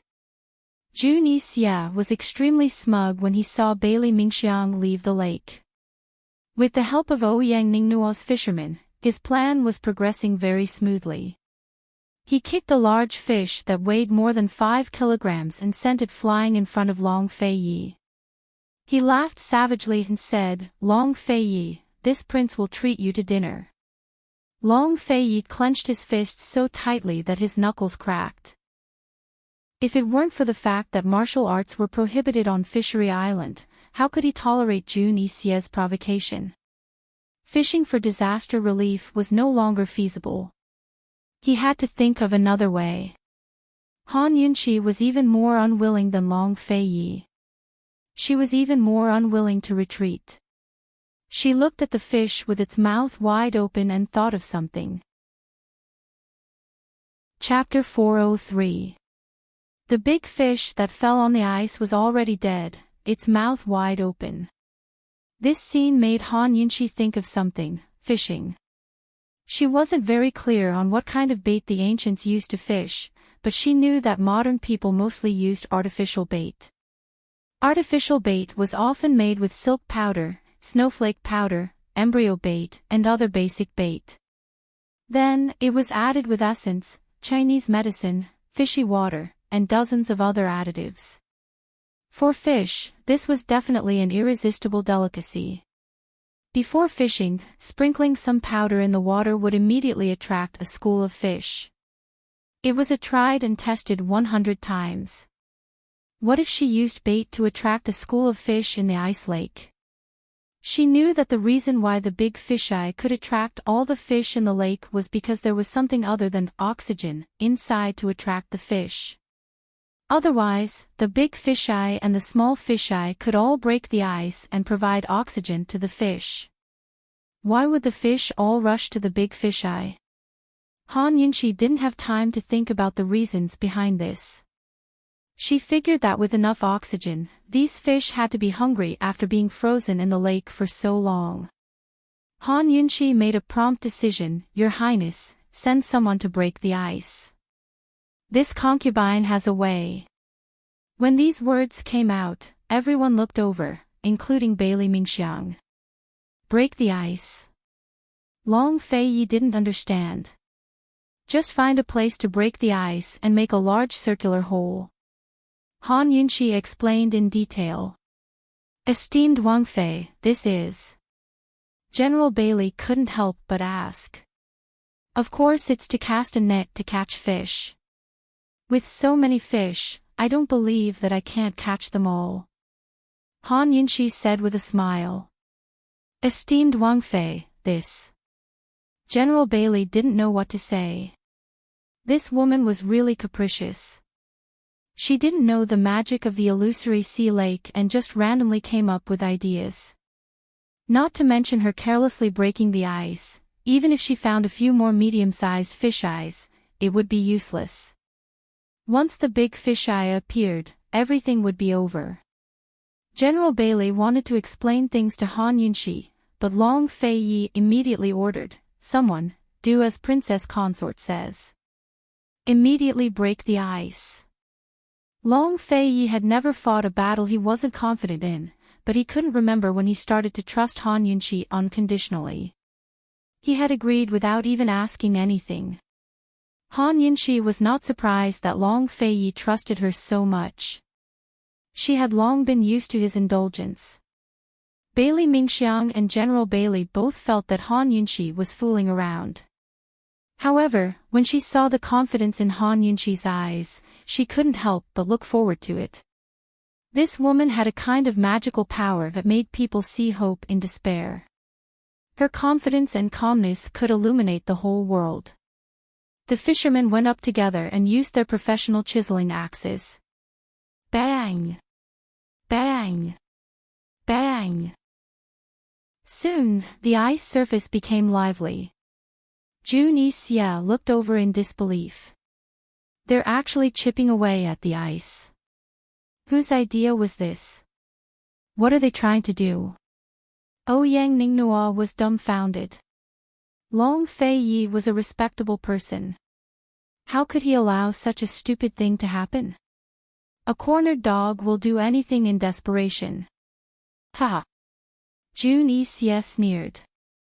After fighting with Long Fei Yi so many times, this was the most satisfying. General Bailey couldn't help but laugh when he heard their mocking laughter. Your Highness, it's futile. You're being ridiculed. Long Fei Yi didn't say anything. He returned to the fire and sat down, warming himself leisurely. His eyes were downcast, making it impossible to tell whether he was anxious or not. What was he thinking? Han Yunxi sat to the side with her chin propped up on her hands. Her eyes were closed, and she seemed to be resting. General Bailey was about to go crazy when he saw this. He couldn't help but recall what Aunt Ru of the Tang sect had said. His Highness was indulging this woman too much. One day, she would make a mistake. The sky darkened, and the fire was enlarged to illuminate the surface of the lake. June had already frozen several batches of fish. At this moment, he and Ouyang Ningnua were sitting around the fire and eating roasted fish. From time to time, they would laugh heartily. It was clear that they were proud of their success. On Long Fei Ye's side, the fishermen had already chipped away at a large hole with a radius of more than half a meter. There wasn't a single fish inside, and the water was as calm as the night sky. General Bailey had been holding back for the entire afternoon, but he couldn't take it anymore. Your Highness, the ice has been chipped away. Long Fei Yi glanced at Han Yunxi. When he saw that she was still dozing off, he didn't say anything else. General Bailey was so anxious that his brows were tightly furrowed. He wanted to ask Han Yunxi directly, but Bailey Mingxiang gave him a look, and he finally calmed down. Actually, while General Bailey and his daughter were waiting, June Xia and Ouyang Ningnua were also waiting. They had been waiting for the entire afternoon, but all they saw was the fishermen chipping away at the ice. Could it be that they've finally given up because they can't see any fish? June Xia was getting impatient. That's strange. Ouyang Ningnua felt that something was amiss, but he couldn't put his finger on it. Let's just wait and see. They'll have to leave once the sun rises. June Xia was very confident. Unexpectedly, not long after, Han Yunxi stood up and walked towards the hole in the ice. Long Fei Yi followed closely behind her. In an instant, everyone's eyes were on her. Is this woman going to cast her net? June Xia sneered. Ouyang Ningnua didn't say anything, but he felt a little uneasy. Could it be a trap? Having been tricked by this woman too many times, June Xia couldn't help but feel nervous when he heard this. He subconsciously stood up. Han Yunxi crouched down next to the hole and took out a small porcelain bottle from her medical pouch. June Xia immediately strode over when he saw this. Han Yunxi, are you trying to poison the fish? If he couldn't have it, he wouldn't let anyone else have it either. This was June Xia's way of doing things, and he was all too familiar with it. Ouyang Ningnua also hurried over and reminded her, Qin Wangfei, Fishery Island isn't an ordinary place. You can't afford to mess around here. Although the taboos on Fishery Island weren't explicitly forbidden, most visitors would still abide by them. Too many people had died mysteriously because of violating the rules. This Princess Consort just wants to feed the fish. Why are you so anxious? Why is there a rule against feeding fish on Fishery Island? Han Yunxi sneered. Feed the fish. This prince thinks that you're trying to poison them. Jun Yixia rebuked angrily. He looked at Long Feiyi with disdain. Long Feiyi, a cornered dog will jump over a wall. Isn't this kind of method beneath your dignity? Long Feiyi's cold eyes narrowed. He didn't waste any more words and took the porcelain bottle from Han Yunxi's hands. He opened it and poured the medicine into the water. Long Feiyi, you. Jun Yixia was so angry that his nostrils flared. A cornered dog won't jump over a wall, it'll jump into the sea. Long Feiyi finally spoke coldly. He was clearly mocking Jun Yixia's previous actions. Jun Yixia clenched his fists. Long Feiyi's gaze was as cold as a blade. The two princes were less than 5 steps away from each other. Their swords were drawn, and a battle could break out at any moment. However, Han Yunxi didn't care at all. She squatted at the side and propped her chin up with both hands. She stared at the surface of the water as if she was waiting for something. Ouyang Ningnuo became even more curious when he saw this.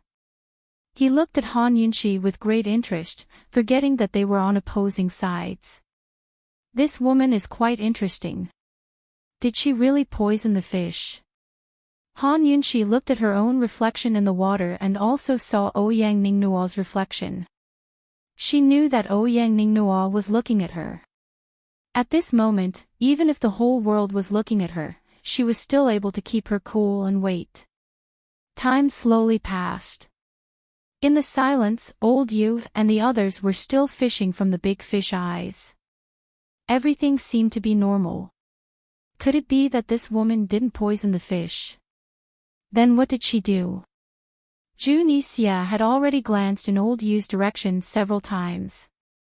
Suddenly, ripples appeared on the calm surface of the water. Fish were bubbling. How could this be? Soon, the entire surface of the water began to bubble. The ripples spread outwards, and more fish appeared. Jun Yixia and Ouyang Ningnuo were stunned. General Bailey and Bailey Mingxiang, who had rushed over, were also dumbfounded. How was this possible? This wasn't a fisheye. It was just a hole that was casually made. Moreover, the fisheye had already been made. Why would any fish be willing to come over? Were their eyes playing tricks on them? General Bailey rubbed his eyes and looked again. Not only did the number of fish not decrease, but there were more and more of them. Not long after, the entire surface of the water began to bubble. Not long after that, old Yu shouted, "Your Highness Majesty Kong, young Master Ouyang, quickly come over and take a look. Something's happened." Jun Yixia and Ouyang Ningnuo didn't say a word. They turned around and ran over. To their surprise, they saw that the fish and the big fisheye were retreating. The fish that had been crowding on the surface of the water were gradually sinking and dispersing.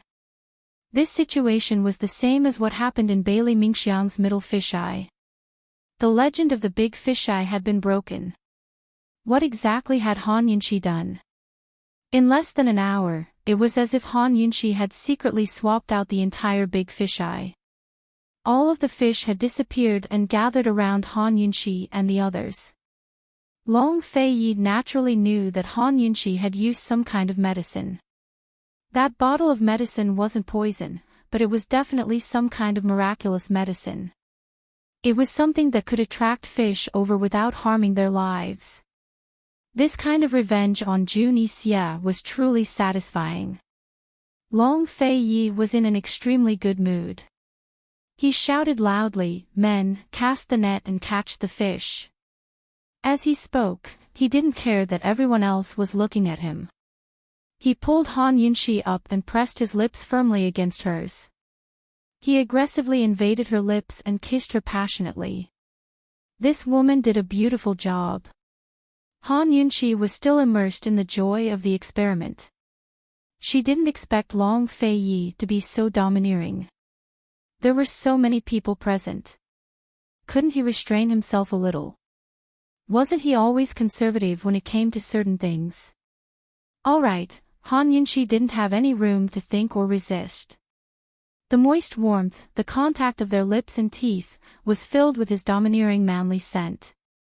She easily surrendered. He hadn't even bullied her much and her body had already softened. She was paralyzed in his arms and allowed him to ravage her. No matter how great her skills were, under his love, she was like a flower. She was a happy little woman. On one side was the boiling water and on the other side was the couple passionately kissing. This scene was just too beautiful. General Bailey was overjoyed. He directed the fisherman to cast the net and couldn't help looking at His Highness and the Princess Consort a few more times. He thought that he was wrong and Aunt Rue was also wrong. If this woman wasn't worthy of His Highness, then no one else in this world was worthy of His Highness. Bailey Mingxiang's heart was filled with complex feelings. She didn't dare look away because she was afraid that she wouldn't be able to calm down and her heart would break. On the other hand, Jun Yixia almost spat out blood when he saw this. If it wasn't for Ouyang Ningnua holding him back, he would have forgotten the rules of Fishery Island and made a move on Han Yunxi. His eyes flashed with hatred. Han Yunxi, this prince can't have you, but I definitely won't allow Long Fei Yi to have you. This prince will destroy you. Chapter 404. There was a saying, only the magistrate is allowed to set fire, but not the common people. This was the most appropriate way to describe Long Fei Ye's tyranny. His conservatism seemed to be only used to demand things from others, but not for himself. At this time, there were at least 100 people on the ice lake, and all of them were watching. However, he continued to bully Han Yunxi as if he was intoxicated. Han Yunxi was a little embarrassed at first, but gradually, with Long Fei Ye's provocation, she threw caution to the wind. It was such a joyous occasion, so it should be celebrated. Even Long Fei Yi, an ancient person, could let go, so why should she be embarrassed? No matter how many people were watching, let them watch. Anyway, the two of them were legally married, so what they did was reasonable and legal. Soon, Han Yunxi responded to Long Fei Yi generously. Their lips and tongues met, as if they were competing and teasing, which made Long Fei Yi continue to attack fiercely, and the kiss became deeper and deeper. Bailey Mingxiang blushed and didn't dare to look anymore. Even the men present were embarrassed and looked away. These two people who did things their own way were really too much. While they were kissing, the fishermen were busy casting nets to catch fish. With such a big hole, it was much faster to catch fish than to catch fish through the hole. No one knew what was in Han Yunxi's bottle of medicine, but the fish were all alive and kicking, which proved that the bottle of medicine wasn't poison. In fact, Han Yunxi's bottle of medicine was really poison. It was a concentrated type of poison that smelled very similar to fish bait. A small bottle was enough to pollute the entire lake. This kind of poison took a long time to take effect, at least 1 or 2 days. Moreover, the amount that could be absorbed by the fish was very small, so after the fish were poisoned, they would only show mild symptoms of irritation. Even if they were eaten by humans, it wouldn't cause any poisoning. Even a poison expert like Jun Yixia couldn't discover it, because this poison was originally from modern times. In just 1 or 2 days, the fishes that had been caught had long been frozen. Who could see that the fishes were unusually irritable? As for the fish in the ice lake, all that could be seen were squeezing on the surface of the water to fight for oxygen. They were originally lively and did not show any signs of irritation. It was not an exaggeration to say that Han Yunxi had only used bait.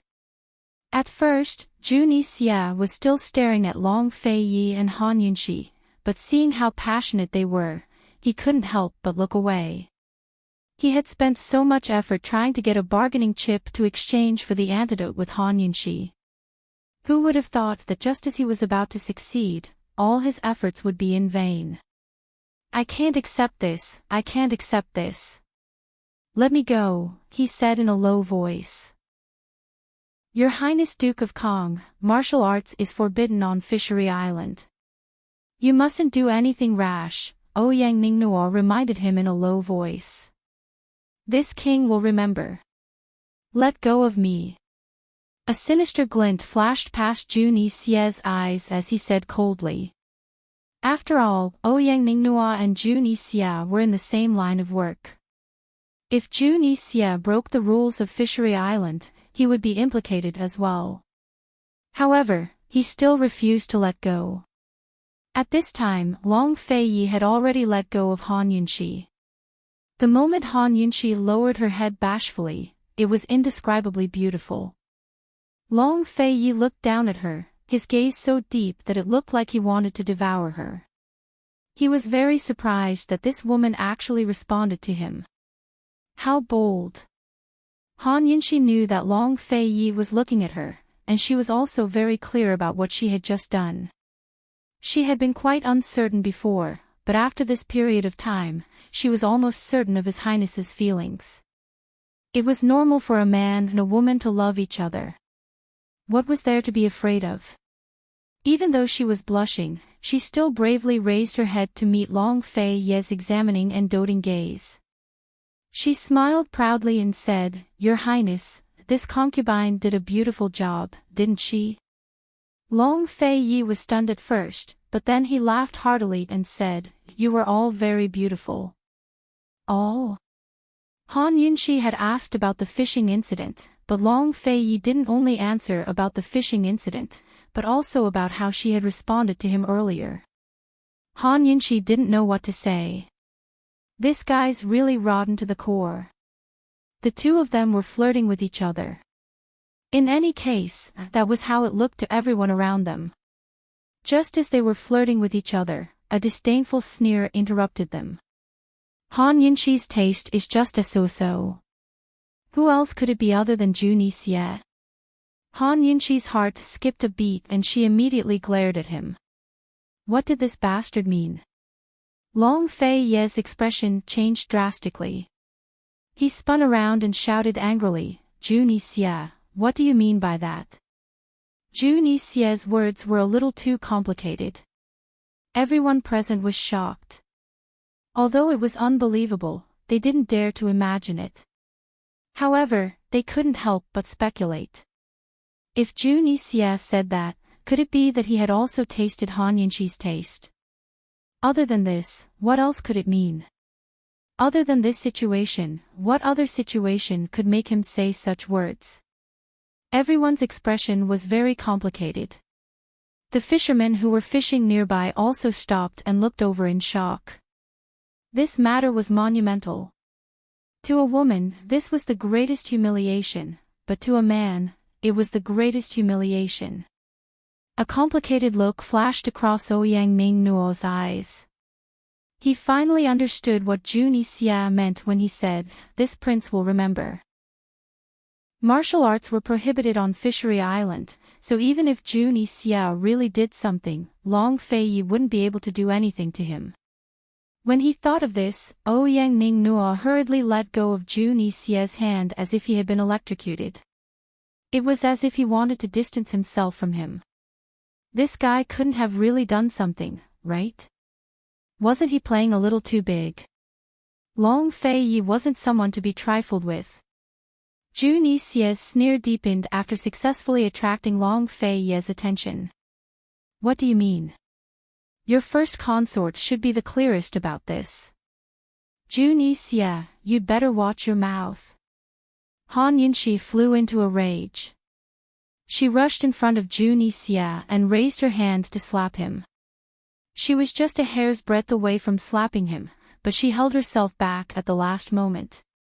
She clenched her fist and swung it fiercely. If this slap landed, all of her and Long Feiyi's efforts would be for naught. They had violated the taboo of Fishery Island. Not only would they be chased away, they wouldn't even be able to take a single fish with them. No matter how angry she was, she couldn't fall for Jun Yixie's trick.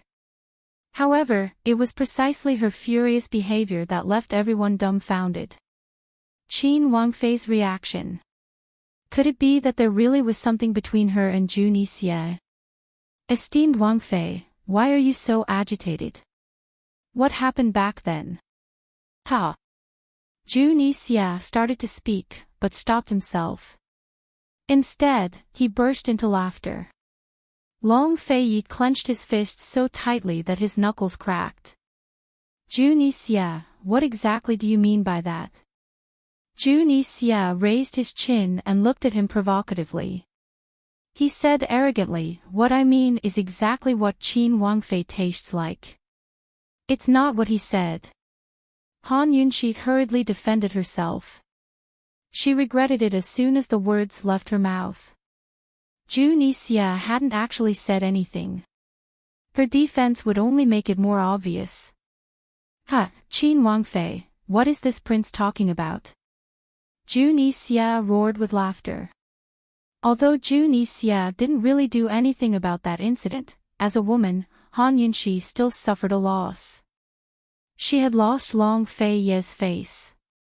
If this matter was exposed in public, Long Fei would lose a lot of face. What a good Zhu Nixie.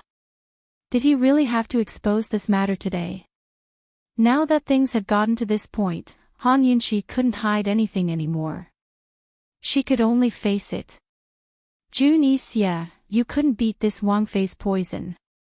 You tried to force this Wangfei to hand over the antidote but failed. You even tried to threaten this Wangfei. This Wangfei was saved by a friend and was able to preserve her innocence. You couldn't beat the Duke of Qin today, yet you're bringing up this matter again. You're simply shameless. Han Yunxi angrily rebuked him. Who knew that as soon as she finished speaking, Zhu Nixie would burst into laughter. Preserve your innocence. Qin Wangfei, are you sure? The moment he said this, the entire crowd fell silent. It was so quiet that only the sound of fish jumping in the ice cave could be heard. Long Fei's expression was cold to the extreme. His entire person was also extremely quiet. Zhu Nixie, shut up. Han Yunxi was flustered.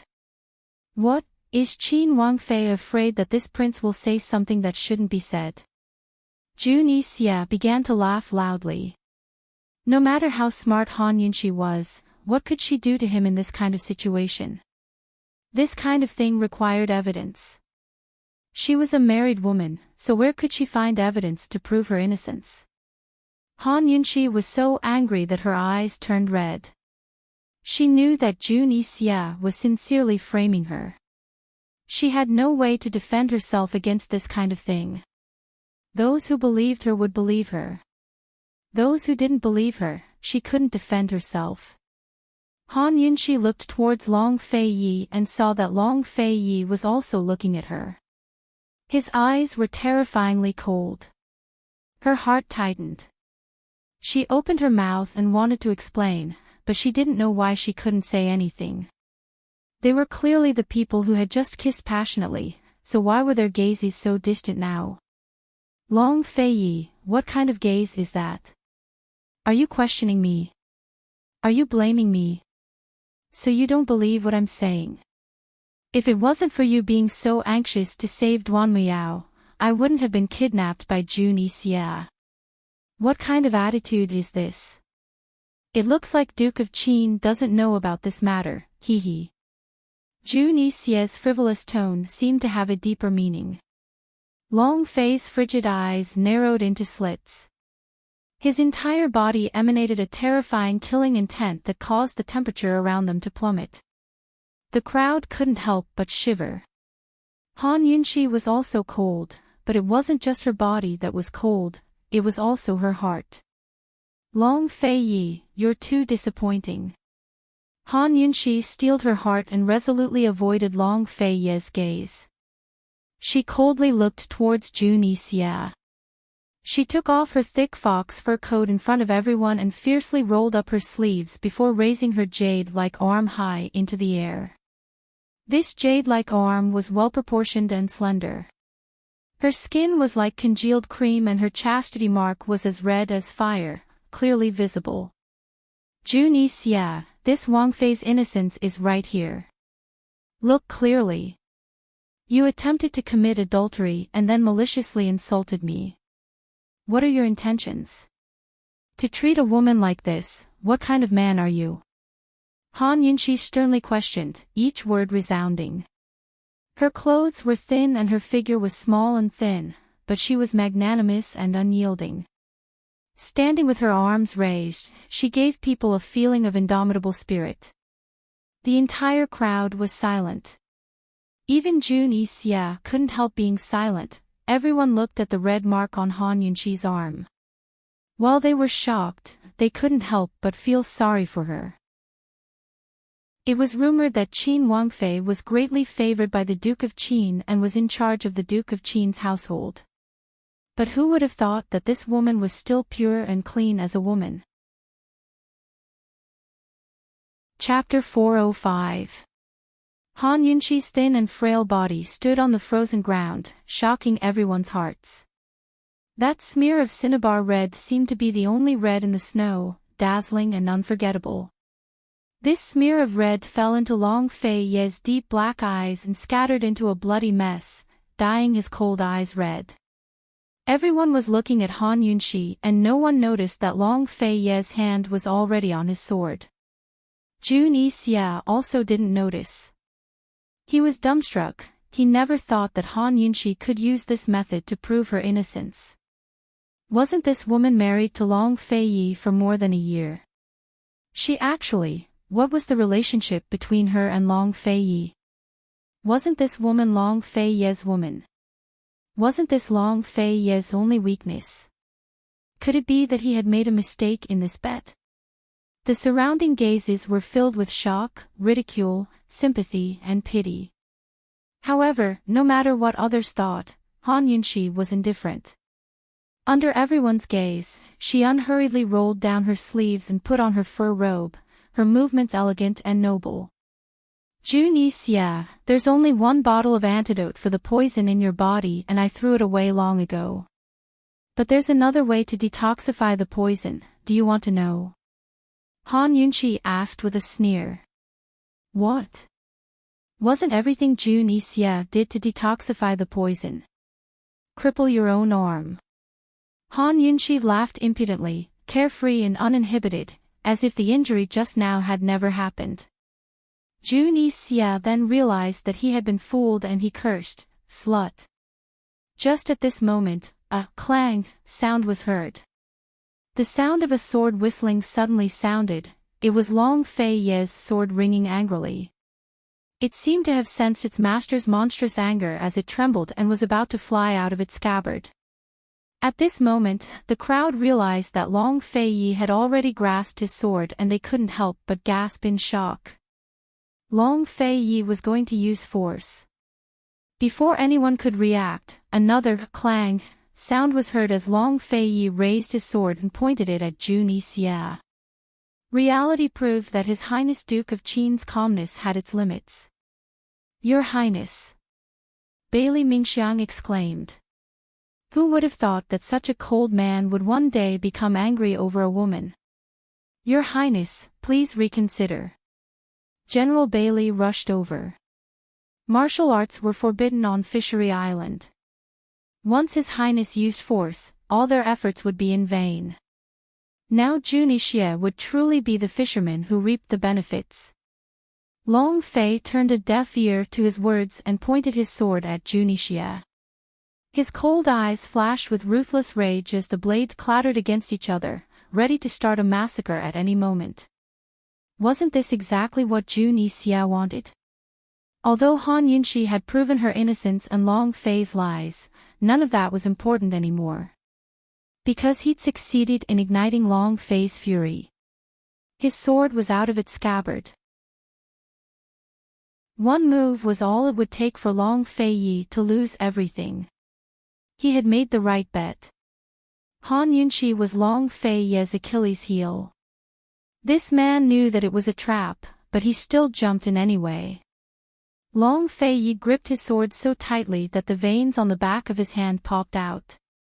He was pouring his internal energy into the sword. He couldn't imagine what would happen if he slashed it down. Everyone was so nervous that they stared at Long Fei Yi's sword without blinking, afraid that they would miss a single move. However, Han Yunxi was indifferent. She was obviously standing beside Long Fei Yi, but her whole body was exuding a coldness that kept people thousands of miles away. Zhu Nixia licked his lips with a mischievous expression. Without a doubt, he was adding oil and vinegar to Long Fei's fury. "You're courting death." No matter how calm Long Fei Yi was, he couldn't control himself and thrust his sword forward. However, almost at the same time, General Bailey rushed over and hugged Long Fei Yi's sword. "Your Highness, this is a trap." General Bailey clamped the blade of the sword tightly with both hands, and blood soon flowed down. He almost used all his strength to barely stop Long Fei Yi. Bloody anger burned in Long Fei Yi's eyes. He knew better than anyone that this was a trap. When Zhu Nixia jumped into the sea and swam to Yuzhou Island, he knew that Zhu Nixia must have wanted to take advantage of the prohibition of martial arts on Yuzhou Island. However, he never thought that Zhu Nixia would provoke him with such a thing. "Get out of my way." Long Fei Yi was furious, and his sword glowed brightly. Seeing this, Bailey Mingxiang was very anxious. She grabbed Long Fei Yi's sword with both hands and held it together with General Bailey. Her hands were much more delicate than General Bailey's, and as soon as they touched the sword, they bled. "Your Highness, Princess Consort is innocent. Zhu Nixia did it on purpose. Please don't fall into his trap. Your lordship will say it one last time. Get out of my way." Long Fei Yi wasn't someone the Bailey father and daughter could persuade. Bailey Mingxiang was too scared to look at him, but quickly grabbed Han Yunxi's hand. "Esteemed Wang Fei, please persuade His Highness. You and His Highness's efforts over the past few months can't go to waste." Of course Han Yunxi knew this was a trap. She also knew that once Long Fei Yi made his move, their efforts would be for naught not only in this fishing competition, but in Tianning as well. Emperor Tianhui, all of the civil and military officials in court, and all of Tianning's citizens were waiting to see how His Highness Duke of Qin would lead the disaster victims through the winter and usher in the spring months. Of course, none of that mattered to Han Yunxi now. She just didn't want Zhu Nixia to get his way. What would happen if he succeeded in making an issue out of something like this? Looking at Long Fei Yi's cold eyes, Han Yunxi didn't know how much weight her words carried. She walked over and said, "Your Highness, please reconsider." But Long Fei Yi didn't even spare her a glance. Han Yunxi's lips quirked into a self-mocking smile. Just like General Bailey, she reached out to grab the edge of her sword and stop him. Immediately, Long Fei Yi pulled his sword out of General Bailey's hand and avoided Han Yunxi's. He didn't say a word, but gave Han Yunxi a vicious glare. Just like before, his eyes were filled with anger and questioning. Unfortunately, Han Yunxi avoided his gaze and missed it. Sheathing his sword, Long Fei Yi had been persuaded to stop. But that didn't mean he'd let Zhu Nixia go. General Bailey and the rest exhaled in relief. At least His Highness was still calm. Seeing this, Zhu Nixia was about to provoke him again when Long Fei Yi issued a cold order. "General Bailey, pass on my orders. Have the entire navy surround Fishery Island. Anyone who dares to take Zhu Nixia away will be killed without mercy." Everyone present was stunned by his words. Who said Long Fei Yi was calm? He's gone mad. He wants to use the entire Tianning navy to trap a single Zhu Nixia. General Bailey stood rooted to the spot, almost losing his mind. He'd spent more than a decade raising the Tianning navy, along with large sums of silver from Tianning's national coffers. He'd never used them before. But this was his first time mobilizing them, and he wanted them to surround an island. "Why aren't you going yet?" Long Fei Yi was very fierce. "This general obeys." General Bailey didn't have time to think. He left immediately. They'd brought along a fleet of ships with them this time. Originally, they were supposed to escort the fish back to Tianning for disaster relief. General Bailey first used the ships to guard the island, then sent a messenger hawk back with orders to mobilize all of the navy to guard the island. A small team was also assigned to transport the fish. Jun Yixia saw that things weren't going well, so he turned and headed for the beach. Fishery Island's martial arts rules didn't just restrict Long Fei Yi, but him as well. If Long Fei Yi was going to play like this, he only had one option left: leave immediately. Long Fei Yi's lips curved into a cold smile as he watched Jun Yixia's retreating figure. He used his lightness techniques to shoot out like an arrow and quickly caught up to Jun Yixia. Their martial arts skills were on par with each other, and their speeds were about the same. Both of them flew towards the beach. Han Yunxi, Bailey Mingxiang, Ouyang Ningnua, and the rest were chasing after them. Long Fei Yi and Jun Yixia arrived at the beach at almost the same time. Jun Yixia didn't hesitate to run across the water and jump onto his ship. He couldn't use martial arts on Fishery Island, so he'd only be trapped to death. But he could use martial arts on the ship, so he still had hope. Jun Yixia readied himself for a duel with poison in hand. Unexpectedly, Long Fei Yi didn't chase after the ship. Instead, he hovered above the sea and drew his sword, pointing it at the sky as it exploded with dazzling sword light. For a moment, wind and clouds gathered as the sword whistled through the air. Jun Yixia knew that things weren't looking good. He was about to raise his sword to block when Long Fei Yi's sword slashed down with a rainbow of sword chi. Boom! There was a loud crash as a large hole was blasted into the tall ship. Seawater immediately poured into the hole, causing the ship to tilt. Han Yunxi and the rest were just about to rush over when they saw the tilting ship. They were all dumbfounded. His Highness Duke of Qin was truly angry. The consequences would be dire. Jun Yixia stood on the tilted ship's bow, dumbfounded. How was he supposed to get back if the ship was destroyed? Jun Yixia was enraged when he saw Ouyang Ningnuo approach. "Ouyang Ningnuo, is this the face Long Fei Yi gave your merchant guild?" Before, when Long Fei was about to destroy the ship, Ouyang Ningnuo had stepped forward to save face and stop him. Ouyang Ningnuo had been engrossed in watching the battle. He jumped in fright when Jun Yixia shouted at him. He hurriedly replied, "Your Highness Duke of Kong, that's your ship. It has nothing to do with me." They had been allies just a moment ago, but now he was saying such things. Han Yunxi hadn't misjudged him. This guy really was shameless. Not only to them, but to Jun Yixia as well. Ouyang Ningnuo was a businessman who prioritized profit above all else. He would never do a losing deal. Although the horse deal at the border of Northern Li was important, he couldn't afford to offend His Highness Duke of Qin. If he'd known that Jun Yixia would resort to such underhanded means, he would never have cooperated with Jun Yixia. Ouyang Ningnuo. Jun Yixia was about to explode. Long Fei Yi didn't waste his breath. He raised his sword a second time. A vicious glint flashed across Jun Yixia's eyes. Sword in hand, he flew toward General Bailey's ship. Unexpectedly, General Bailey gave the order. All the archers on the ship fired their arrows at once, aiming at Jun Yixia. No matter how strong an expert was, how could he withstand an army of archers? Jun Yixia only had one path left, and that was to return to Fishery Island, where martial arts were prohibited. At this moment, Long Fei Yi's second strike landed squarely on the raised bow of the ship. With one strike, the bow of the ship was completely destroyed, and the entire ship was destroyed.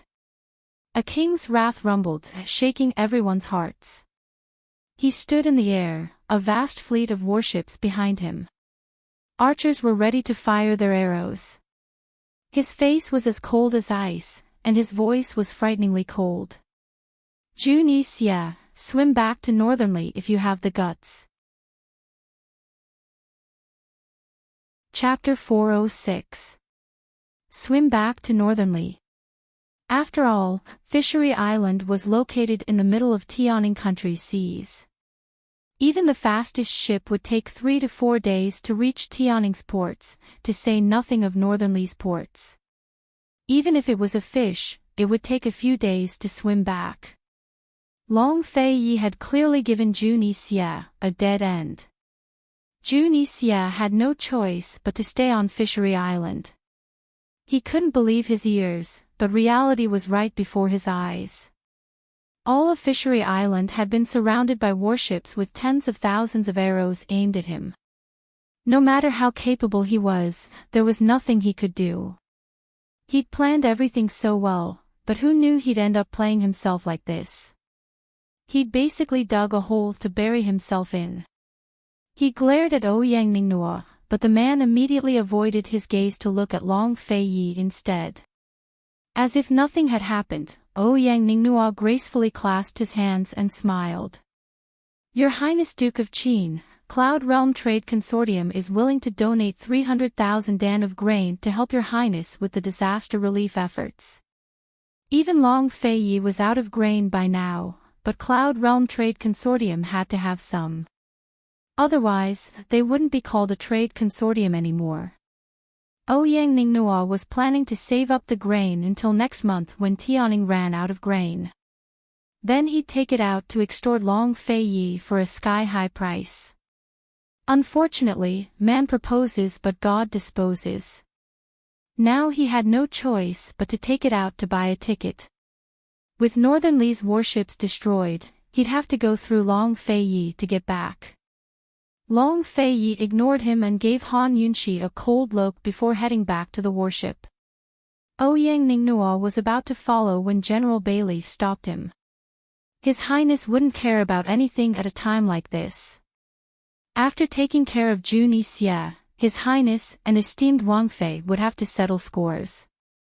Although the cinnabar red mark on esteemed Wang Fei's arm had shocked General Bailey, he could still tell that His Highness truly doted on esteemed Wang Fei. No matter what, the Princess Consort had suffered such a big grievance, so she should at least tell His Highness about it. As a man, who could stand being kept in the dark like this? Ouyang Ningnua was overjoyed and hurriedly walked over. He thought that it would be better to talk to General Bailey than to talk to that old fox Long Fei Yi, right? Long Fei Yi had walked far away, but Han Yunshi was still standing there. She looked at Long Fei Yi's cold back. She didn't know why, but even though her heart was cold and she didn't care about anything anymore, her heart still ached.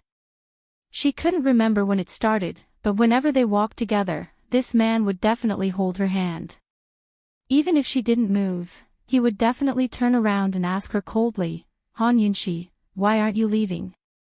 But this time, he walked far away without looking back, far more than 10 steps. So, Long Fei Yi, are you going to leave just like that?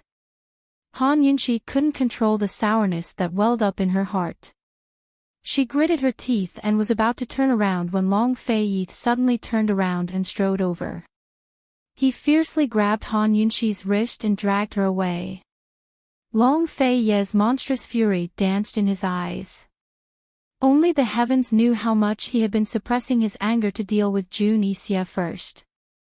His grip was very tight as he walked very quickly.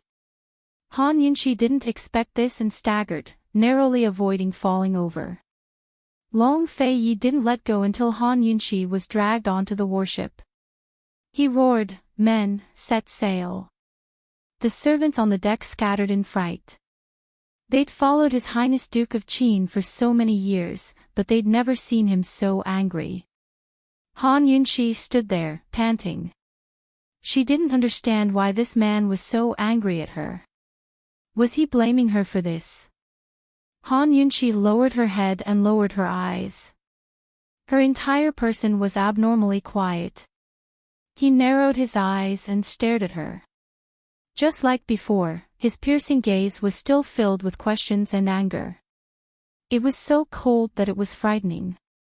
The two of them were only 5 steps apart, but it felt like they were separated by an entire world. The large deck was empty and quiet. Only the sound of their breathing could be heard. Han Yunqi's breathing was steady, but Long Fei Ye's was very hurried. This man, even his breathing was filled with anger. Suddenly, Long Fei Ye sternly ordered, "Raise your head." Han Yunqi was silent and didn't move. Long Fei Ye clenched his fists so tightly that his knuckles cracked. "Raise your head." Han Yunqi finally raised her head.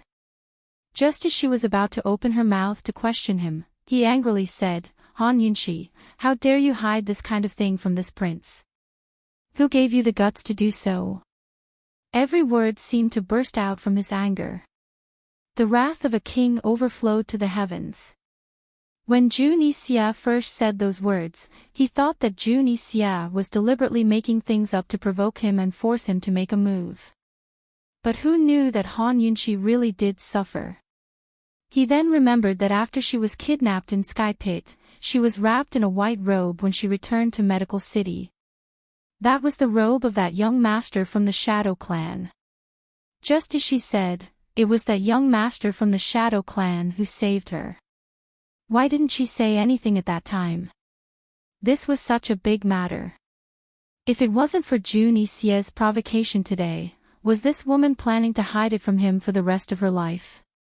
Was she planning to quietly let it go like this? She was only willing to say it when others humiliated her in front of her. Did she think that her husband didn't exist? How could he not be angry? Han Yunqi, Han Yunqi. You were the one who took the initiative to provoke this prince. You were the one who kept talking about this prince, but in your heart, just who was this prince to you? You actually concealed such a monstrous matter until now.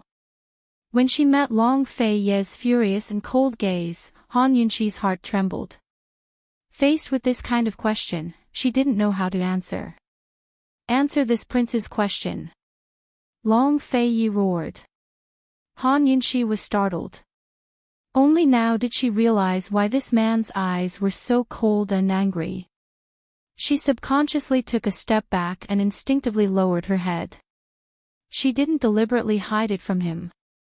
It was just that back then, when he saved Duan Muyao, her heart was filled with thoughts of him saving Duan Muyao.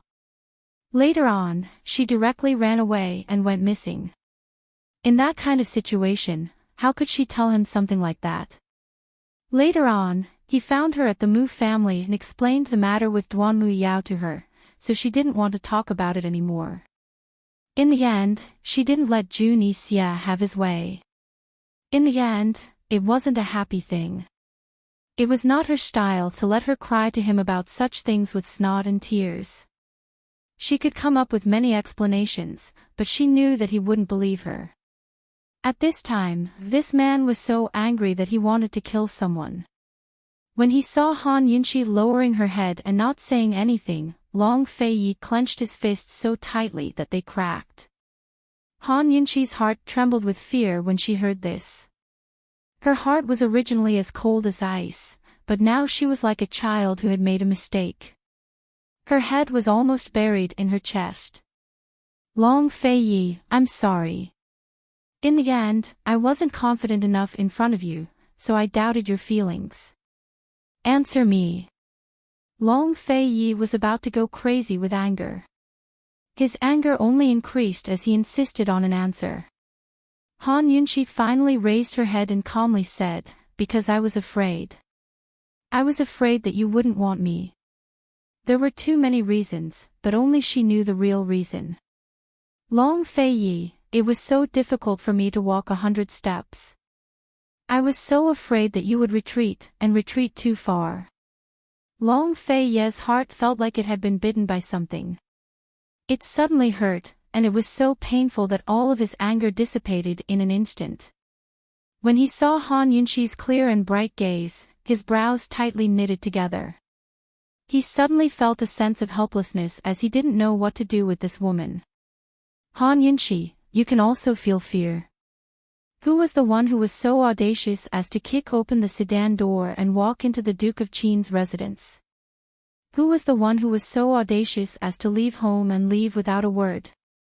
Who didn't want him? And who was the one who was so audacious as to not let him go and insist on asking him if he was jealous of Gu Beiyue? Han Yunxi, you've challenged this prince's bottom line time and time again, and you're still afraid? Why wasn't Han Yunxi afraid? She had been trying her best to walk into his heart, but he had too many secrets. She couldn't guess at them, nor could she ask them. Many times, she didn't even know where he was going or what he was doing. How could she not be afraid? She lowered her head again, but Long Fei Yi immediately shouted angrily, "Raise your head." She raised her head obediently. He lifted her chin and looked at her. His brows were furrowed so tightly that the word "Chuan" could be seen. "Your Highness, do you mind?" she asked in a low voice. "I mind." As he spoke, he pulled her into his arms and hugged her tightly. After a long time, he finally murmured, "In the end, it was this prince's carelessness. He had been careless when she was kidnapped at the sky pit that time." "Your Highness," Han Yunxi wanted to speak, but Long Fei Yi pressed down on her lips. He didn't speak, but held her tightly as he stared at the boundless sea. His eyes were so deep that they seemed bottomless. "Han Yunxi, you must not know this, but this prince is even more afraid than you are, so there are many things that this prince must do as soon as possible. Before the 7 noble families come knocking on his door, he must do it as soon as possible." His embrace was very, very tight. This embrace should have been the safest, but Han Yunxi could faintly sense his uneasiness. His uneasiness. "I must be imagining things," she thought. She lightly planted a kiss on his chest. She didn't want to say or think too much. It was fine as long as he was still here. The warship slowly sailed towards Tianning's harbor. The matters of Fishery Island had been handed over to General Bailey. Batches of fish would be sent to the disaster areas. As for Jun Yixia, no matter how high his martial arts or poison skills were, there was nothing he could do on Fishery Island. As soon as he left the island, he would be met with a barrage of arrows. Only death awaited him. Being trapped on Fishery Island while watching Long Fei Ye's subordinates fish and transport the fish was a feeling worse than death. After General Bailey made all the arrangements for the fish, he began to discuss business with Ouyang Ningnuo. Reality proved that even someone as shrewd as Ouyang Ningnuo had his moments of miscalculation. General Bailey demanded an exorbitant price of 1,000,000 dan of grain. "General Bailey, you know as well that Tianning is the only place where grain is produced. Last year's harvest wasn't good at all, so they didn't get much despite paying high prices." Ouyang Ningnuo said helplessly. "Give me as much as you have. The rest can be sold at the market price of the second month," General Bailey said directly. Naturally, General Bailey didn't know how to do business, but His Highness had long sent people to the trade consortium to buy grain. Back then, the consortium had said the same thing: sell it at the market price of the second month of the next year. His Highness Duke of Qin might be rich, but he wasn't stupid. He didn't like being cheated, so he didn't buy the grain. Ouyang Ningnuo naturally knew what the consortium had said. What else could he do now? He could only accept his loss.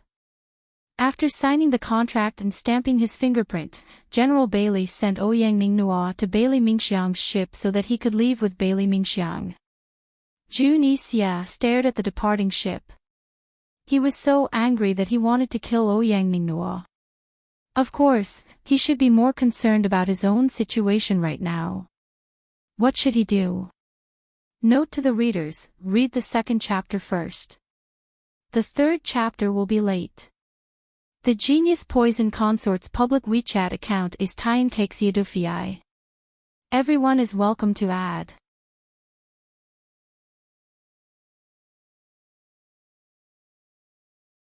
Junisia glanced around and saw that no one was paying attention. He squatted down and took out a dagger to cut up the frozen blood. He held it in his hand and melted it with the warmth of his palm. Then, he put it into a porcelain bottle.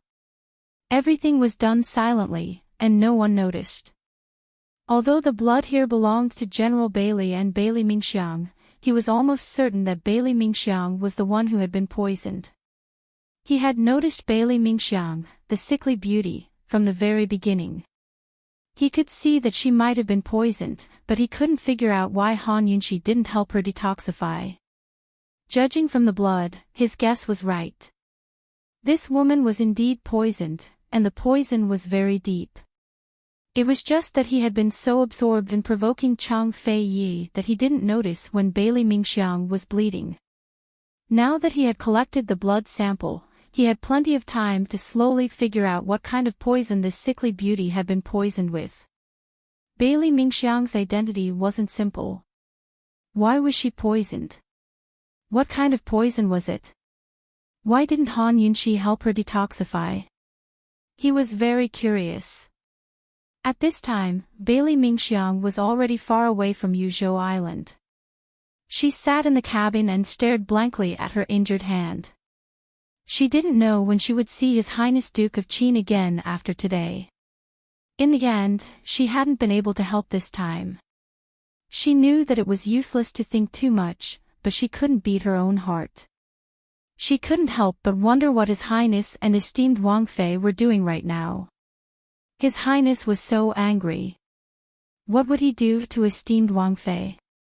She couldn't help but laugh at the thought. Both her and her father's hands were bleeding, but His Highness didn't even spare them a glance. He only told them to scram. But esteemed Wang Fei's hand hadn't even touched the blade when His Highness immediately withdrew his sword. No matter how angry he was, what could he do to esteemed Wang Fei? She was already injured, so why was she worried about him? Ouyang Ning Nuo walked in with a smile. "Miss Bailey, is your hand all right?" "It's fine. Thank you for your concern, young Master Ouyang," Bailey Mingxiang replied politely. "Miss Bailey, you don't seem to be in good health. Are you ill?" Ouyang Ning Nuo was a shrewd man. He'd long noticed Bailey Mingxiang's health problems. He'd heard of this Miss Bailey before, but his impression of her was that she was perfectly fine when she attended Tianning's Empress Dowager's birthday banquet a few months ago. "I caught a cold, but it's nothing serious," Bailey Mingxiang replied mildly. "The winds are strong out at sea." "Then Miss Bailey will have to wear more clothes," Ouyang Ning Nuo said, before changing the topic. "Your esteemed Wang Fei is quite interesting." Bailey Mingxiang only smiled faintly in response. She had no intention of talking to an unscrupulous businessman like Ouyang Ning Nuo. "Miss Bailey, I heard that Qin Wang Fei is Lady Tianqin's daughter?" Ouyang Ning Nuo asked next. Mingxiang isn't very clear. Esteemed Wang Fei's matters aren't something Mingxiang can discuss. Mingxiang is tired, so forgive me for not accompanying you any longer. Bailey Mingxiang was naturally on her guard, so she rose to leave. Ouyang Ning Nuo didn't linger either. He walked out of the cabin and watched Fishery Island disappear into the distance with a faint smile on his lips. Han Yunxi, he, how interesting. At this moment, one of his retainers came running over. "Master, we've lost big this time." The retainer was right. Ouyang Ning Nuo had wasted a lot of manpower and resources. After offending Long Fei Yi, he'd offended Junisia as well. In the end, he hadn't even been able to settle the horse trade at the northerly border. In the end, he'd lost a huge amount of grain and silver. This was Ouyang Ning Nuo's biggest loss since entering the business world. "Don't worry, we won't lose that much. Yang Ning Nuo didn't seem to mind at all. The ship sailed across the sea. It was spring, and the winds were calm and there wasn't much danger. Long Fei Ye's ship was the first to reach the harbor. On the first day of the new year, a large group of officials knelt in front of the provincial governor's estate, begging for an audience with Long Fei Ye. They desperately wanted grain and disaster relief plans. Long Fei Ye had said that he wouldn't be back until the 15th day of the month. It was precisely the 15th day of the month that they'd arrived at the South Ning provincial governor's estate.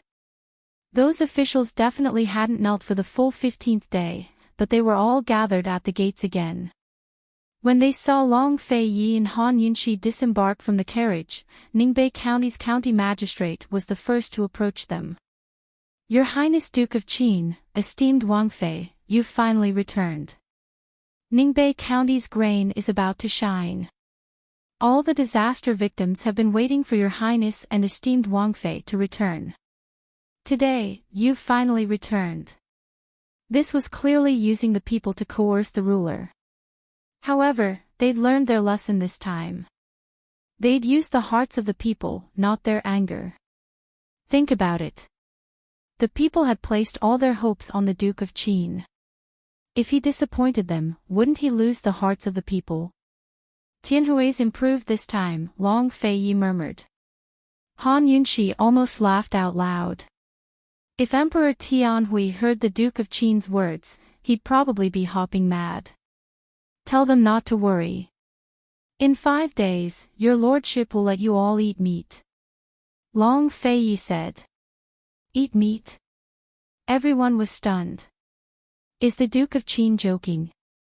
The famine had lasted for so long that even humans had no food to eat, much less livestock. Where would they find meat to eat? When Emperor Tianhui heard these words, he burst into laughter in his study. Eat meat? He, Zhen'd like to see how capable Zhen's good little brother is. 5 days later, Ouyang Ningnuo's trade consortium delivered 600,000 dan of grain and discounted silver. At the same time, the first 3 batches of fish arrived as well. Long Fei Yi and Han Yunxi didn't make an appearance, but left the distribution of grain and fish to a few reliable officials. Husband and wife went back to Jiangnan's Plum Blossom Sea for a vacation. The entire nation was shocked that grain could be found at a time like this. Who would have thought that His Highness Duke of Qin had caught so many fish? He'd really given the famine victims a chance to eat meat. Even the people living in the disaster areas couldn't finish all of the fish. Even the people living around the disaster areas received benefits and were given a few batches of fish. After all, Tianning's fishing industry was one of the most developed in Cloud Realm continent, but there was still a limit to how much fish could be caught. How could ordinary people eat such delicious fish so easily? The spring plowing season hadn't arrived yet, but the disaster relief efforts were already complete. Because they'd come in time, very few people died of illness. There were no large-scale epidemics, either. This time, the most severe famine in Tianning's history had passed without a hitch. Long Fei Yi listened to Han Yunxi's suggestions and used the silver sent by Cloud Realm Trade Consortium to buy a large batch of high-quality seeds for the famine victims. Long Fei Yi not only won the hearts of the people, but was also recorded in the annals of history. His glory far surpassed Emperor Tianhui's. Emperor Tianhui was so angry that he fell ill and couldn't even attend court for a few days. As the weather warmed up, the ice and snow melted. Jiangnan's plum blossom garden was filled with plum blossoms that drifted to the ground, filling the air with petals. It was a veritable sea of plum blossoms, so beautiful that Han Yunxi wanted to live here forever. Long Fei Yi had already accompanied her for a few days, but Long Fei Yi never brought up the matter again, so she didn't say anything either. Perhaps it was her imagination, but she felt that Long Fei Yi had been spending time with her on purpose, as if he was trying to make up for something. In the past, no matter where they lived, he'd always go out at night and stay out for 2 or 3 days at a time. This time, he hadn't left once since they moved in.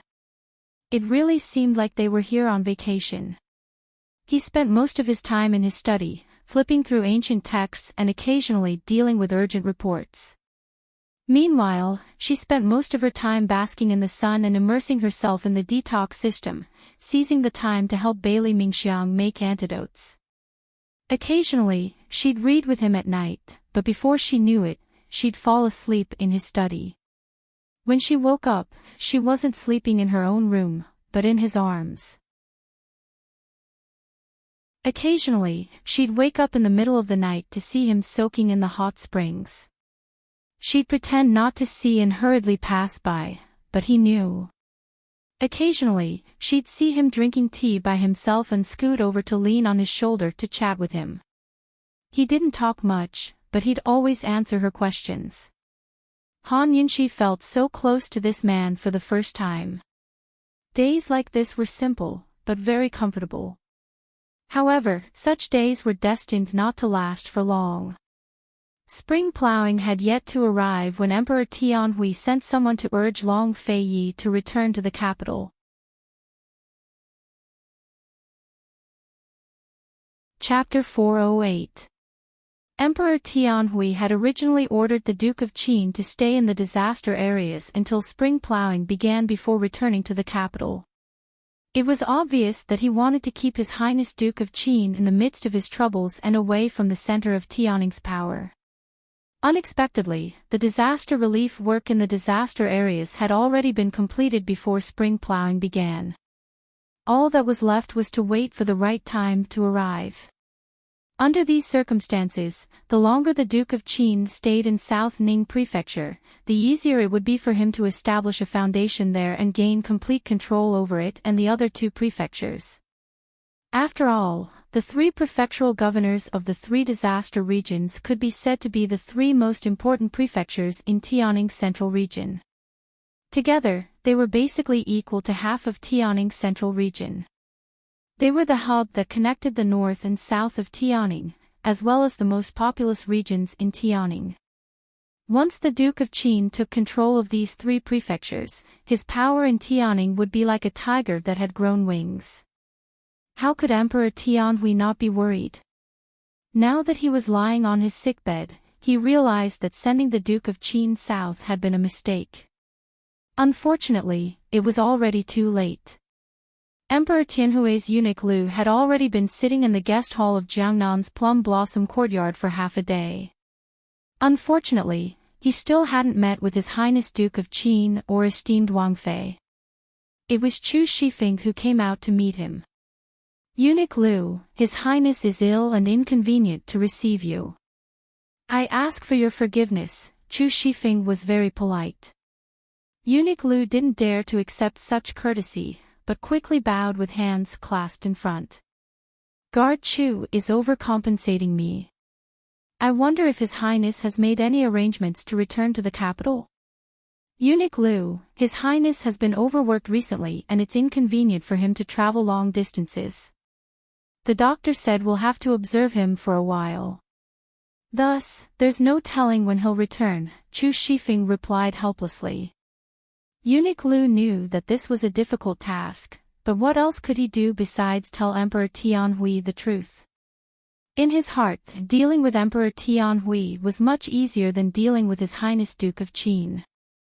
Just like that, Eunuch Lu returned with an uncertain time. Emperor Tianhui nearly jumped out of his sickbed at these words. Even an idiot would know that the Duke of Qin was doing this on purpose. It was bad enough that he didn't return immediately, but he didn't even give him time. Someone come, issue an edict. Jin doesn't believe that I can't summon him back. Emperor Tianhui was about to faint from anger. Noble Consort Shui, who was waiting on the side, hurriedly stopped him. Your Majesty, please calm down. This must not happen. Emperor Tianhui glowered at her, causing noble Consort Shui to quickly bow. Your Majesty, the Duke of Qin is currently in the limelight in the central regions. Now he's using exhaustion and illness as an excuse to refuse to return. If news of your highness's decree spreads, what will the common people think? Emperor Tianhui grew even angrier at her words. What do you think? Could it be that they wanted to rebel? Or do they think Long Fei Yi is in charge of Tianing? Your Majesty, please calm down. Qinxia definitely did not have such intentions. It's just that those lowly commoners have never been able to distinguish right from wrong. Whoever gives them benefits, they will side with that person. This was especially true for the southern and northern Ning counties, where the folk customs had always been valiant. I hope your highness will reconsider and not fall into the Duke of Qin's trap. Finally, Emperor Tianhui listened to noble consort Shui's explanation. He wasn't so ignorant as to fail to see through the intricacies of the situation, but he was too angry to think straight. After a period of silence, Emperor Tianhui had no choice but to summon eunuch Lu back. Write up an imperial edict. The Duke of Qin has rendered meritorious service in relieving the disaster areas. When he returns to the capital, he'll be richly rewarded. As for Gu Beiyue, Emperor Tianhui paused before changing his tune. Summon Imperial Physician Huang and have him bring the best medicine to treat the Duke of Qin's illness. If Emperor Tianhui wanted to win back the hearts of the people, treating the Duke of Qin well was his only choice. Your Majesty, the Imperial Physician Courtyard has 2 Imperial Physician Huangs. Which one are you referring to? Eunuch Luo asked in a low voice. Huang Gingchen. His medical skills are second only to Gu Beiyue's. Remember, tell him to treat the Duke of Qin as soon as possible. Emperor Tianhui emphasized. Without a doubt, he wanted to send Imperial Physician Huang to hurry the Duke of Qin. Would the Duke of Qin be able to keep up the pretense if the Imperial Physician was already there? Gu Beiyue had been waiting by the sickbed the entire time. He watched Eunuch Luo's retreating form with a silent smile. When the Empress Dowager had made things difficult for him and forced him to stay at the Duke of Qin's estate, it was Imperial Physician Huang who had secretly treated him. Although Han Yunshi didn't know the relationship between him and Imperial Physician Huang, Han Yunshi and Imperial Physician Huang were still friends. Seeing that things had come to an end, noble consort Shui quickly offered up a decoction of medicine. Your Majesty, please calm your anger. Your health is more important. Noble consort Shui was still young, barely in her early 20s. She ranked 3rd among the 4 noble consorts and was the imperial uncle's concubine's daughter. She was also the Empress Dowager's niece. The imperial uncle's estate had fallen from power, but Empress Dowager Li was still alive, so noble consort Shui hadn't been affected much. Of the 4 noble consorts, the second imperial son's mother, noble consort Xiao, had fallen out of favor. Noble consort Ning stayed at home and didn't fight for her place, while noble consort Yun had been poisoned to death. Noble consort Shui had taken advantage of the situation to win the emperor's favor. Add to that the Empress Dowager's support, and she was now the most glorious person in the palace.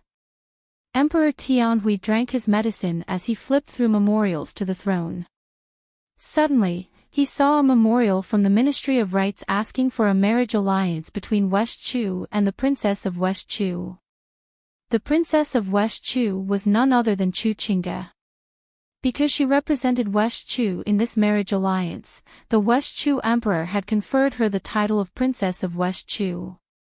Chu Qingge's status was noble to begin with, but now that she'd been conferred such a title, the struggle for the throne would become interesting once she married into Tianing. Whether it was the imperial court or the harem, plenty of people wanted to depose the insane empress. Noble consort Shui stole a glance at the memorial from the Ministry of Rights, her heart uneasy. She'd seen Chu Qingge before. Heaven knows what kind of chaos Tianing's harem would cause if that woman came. Noble consort Shui thought it over before deciding to find Crown Prince consort Mu Luiyue to discuss the matter.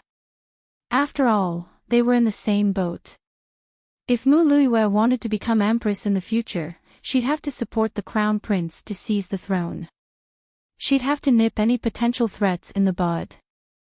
Late that night, noble consort Shui personally went to the Eastern Palace to see Mu Luiyue. But Mu Luiyue simply ignored her warning. Even if Chu Qingge can give His Majesty an imperial son as soon as she arrives, what kind of waves can a baby in swaddling clothes cause? Noble consort Shui, you're underestimating His Highness Crown Prince too much. Mu Luiyue's sufferings in the Eastern Palace were only known to its members.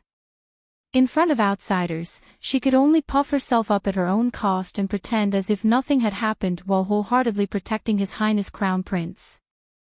Luiyue, it's not that I'm underestimating the Crown Prince, but you're the one who's underestimating Western Zhou's Chu clan. Noble consort Shui said sincerely. Forget it, forget it. Leave these matters for the Crown Prince's advisors to worry about. It's getting late, so noble consort Shui should go back, Mu Luiyue said impatiently. Noble consort Shui was currently favored by the emperor and was the perfect person to blow pillow talk to. Who wouldn't curry favor with her? But Mu Luiyue, the crown prince's consort, didn't put her in her eyes at all. In the end, noble consort Shui relied on the Empress Dowager, who placed all her hopes on the crown prince. No matter how angry noble consort Shui was, she couldn't do anything to Mu Luiyue. After sending noble consort Shui off, Mu Luiyue immediately issued orders. Someone come, prepare a generous gift for me. I'm going to give it to Chu Qingge. Actually, Mu Luiyue had been thinking about Chu Qingge's marriage even before noble consort Shui's arrival. Mu Luiyue's only thought was that Chu Qingge hated Han Yunxi to the core, just as she hated Han Yunxi. In other words, they were on the same boat. She couldn't count on the crown prince, so she only hoped that Chu Qingge would marry into her family so they could plot revenge together. Han Yunxi was still far away in Jiangnan's plum blossom garden. If she knew about Mu Luiyue's plans, what would she think? She didn't care much about Chu Qingge's marriage. Even the Empress Dowager couldn't do anything to her, much less a newbie in the imperial harem. Right now, she was more concerned about when Long Feiyi would be willing to return to the capital. She thought that her leisurely days were numbered, but Long Feiyi still hadn't returned. When Imperial Physician Huang showed up, she didn't need to show her face. Chu Shifeng sent him away with a few words. Was he really going to make Emperor Tianhui beg him for help like he said? That was worth looking forward to. Today, General Bailey sent a messenger pigeon with news of Fishery Island. Han Yunxi glanced at the letter and smiled. The effects of the medicine are about to wear off. The ice on Fishery Island's illusory sea lake had already begun to melt. Her medicine was about to wear off as well, so there was no need to keep fishing. Long Feiyi had long stopped caring about the matter. Cold, he said, Chu Shifeng, send orders to guard Fishery Island to the death. Don't slack off a single bit. Jun Yixia was still trapped on Fishery Island. Long Feiyi had given him two choices, die at sea, or die of old age on Fishery Island. Han Yunxi knew that this man was still angry, so she quietly offered him a cup of tea. After some hesitation, she said, Your Highness, I'm afraid news of what happened on Fishery Island will spread very quickly. Han Yunxi didn't finish, but the matter was very troublesome. For one thing, Long Feiyi had mobilized an entire navy to deal with a single Jun Yixia. If Emperor Tianhui found out, he'd definitely pursue the matter. Although General Bailey was one of Long Feiyi's men, the navy still belonged to the imperial court in name.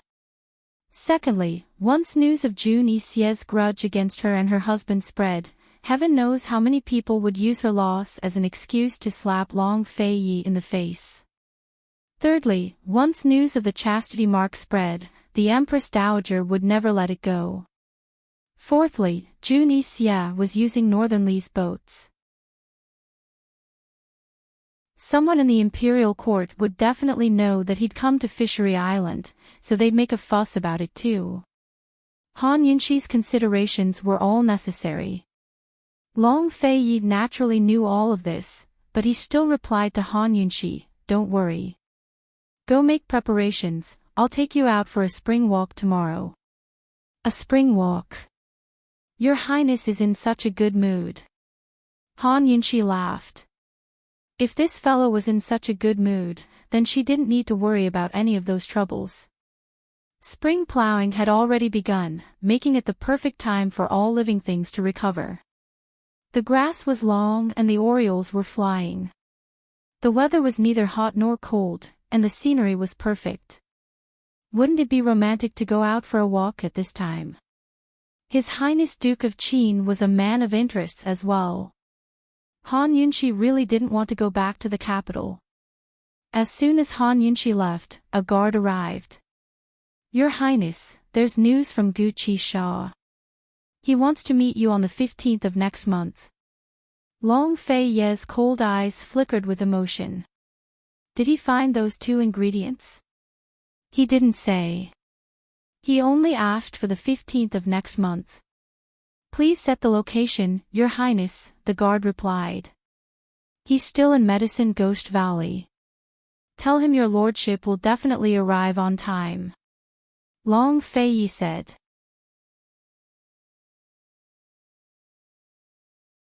Chapter 409. The aftermath of the Fishery Island incident was going to be troublesome. Coupled with the matter of Mute Granny and the 7 noble families, Long Fei Yi was actually very, very busy. She didn't know where he got the mood to take the initiative to accompany Han Yunxi on a spring outing. Han Yunxi didn't know how many things Long Fei Yi had to deal with, but despite her happiness, she still felt that this spring outing was probably not as simple as it seemed. But reality proved that Long Fei Yi really was just accompanying her for a walk. The two of them sat in the large open carriage. Long Fei Yi took Han Yunxi's hand and pressed it on his knee. His movements were so natural. Han Yunxi glanced at him and felt an indescribable feeling. The two of them were always indifferent. There was nothing vigorous, and there were no vows of undying love. It was as if they had only been together for a short time and were very unfamiliar with each other. However, there were always a few inadvertent small movements that gave Han Yunxi the illusion that she had been with him for most of her life. Han Yunxi gently placed her other hand on Long Fei Ye's hand and leaned on his shoulder. "Your Highness, Long Fei Yi said indifferently. "It's nothing, I just wanted to call you a little," Han Yunxi smiled. She didn't know what Long Fei Ye's expression was, but in short, he fell silent. Not long after, Han Yunxi called out again. "Your Highness." This time, Long Fei Yi didn't answer her. Han Yunxi pouted and didn't say much. But after a while, she suddenly said, "Long Fei Yi." Long Fei Yi still didn't say anything, but Han Yunxi clearly felt his hand stiffen. Han Yunxi couldn't help but laugh as she leaned on his shoulder. At this moment, Long Fei Yi said coldly, "You've got guts." Although his voice was cold, Han Yunxi was no longer afraid of him. In the past, she was often timid, but this time, she was no longer afraid of him because he was so fierce. This woman must have forgotten the consequences of playing a prank on Long Fei Yi in the black market. She was still laughing foolishly. How was this a prank? She was clearly teasing the Duke of Qin. Long Fei Yi turns to look at him. Seeing his cold expression, Han Yunxi immediately holds back her laughter, but the smile still comes out from her eyes. "In a good mood?" Long Fei Yi raised his eyebrows and asked. Han Yunxi nodded honestly. This was their first time going on a trip. In modern terms, it could be considered a date. "Do you want something better?" Long Fei Yi asked again. "Something better?" Han Yunxi was a little bewildered. Before she could figure it out, Long Fei had already cupped the back of her head and leaned in to seal her lips with a kiss. This kiss had a hint of punishment and was especially forceful. She really did have guts. He used so much force, but she didn't show any weakness and counterattacked. Unknowingly, the two of them were lost in their passion. Even though his large hand was holding the back of her head, she still couldn't bear it and fell backwards. She fell backwards, but he didn't help her. Instead, he leaned down and covered her full body with his large hand. Han Yunxi was shocked and unconsciously pushed him away. Long Fei Yi. Long Fei Yi was also awake. His deep eyes were bottomless and she didn't know what he was thinking. He looked at her for a while before pulling her up. The two of them sat down and fell into silence. The driver sitting in front of them straightened his body. Not to mention looking back, he didn't even dare to move. He was at a loss. His Highness Duke of Qin had always been conservative and didn't like women. When did he develop such a bad habit? It looked like he had to prepare a curtain for this open carriage, just in case. Leaving Jiangnan's plum blossom courtyard, the carriage drove into the mountains. The entire journey was full of spring. Everywhere was lush green, the streams gurgling, and the green lawns on both sides were full of unknown wildflowers. Butterflies fluttered in the air, and a shepherd boy played his flute. Han Yunxi didn't like tall buildings, pavilions, or famous mountains and rivers. What she loved the most was this kind of simple scenery and fresh air. Unfortunately, she didn't have time to care. She lowered her head and sat upright. Her heart was still beating wildly. Just now, it was so dangerous. It turned out that such a cold and indifferent man also had a time when he turned into a wolf. Even though it was very abnormal for her to still have the chastity mark after marriage, it was a kind of shame. However, that was only in the eyes of outsiders. She was very clear that she and Long Fei Yi were only husband and wife in name. Ever since she cured him of the poison on their wedding night, they had always been in a business relationship. Now that they were together, it could be called fate or an accident. Han Yunxi was in a daze, her thoughts running wild. However, not long after, Long Fei Yi pulled her into his embrace. He acted as if nothing had happened and said indifferently to the coachman, "There's a tea garden up ahead.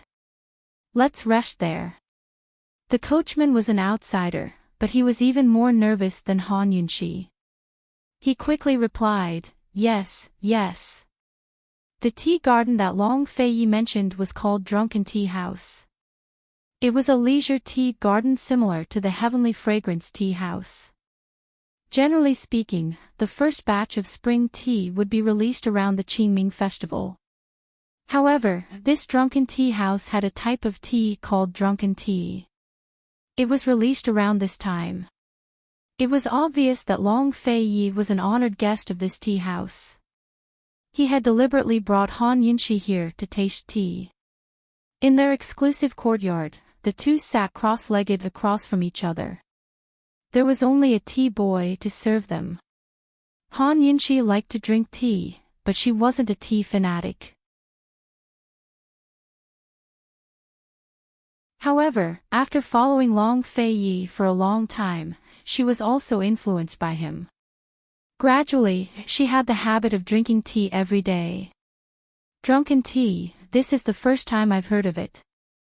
Han Yunxi took the teacup and secretly activated the detoxification system to analyze the tea's composition.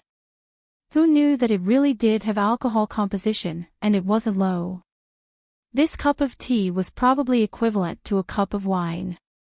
They had just sat down, but Long Fei Yi had already drunk 2 cups. Han Yunxi couldn't help but have a little idea in her heart. She really wanted to know how this guy looked like when he was drunk.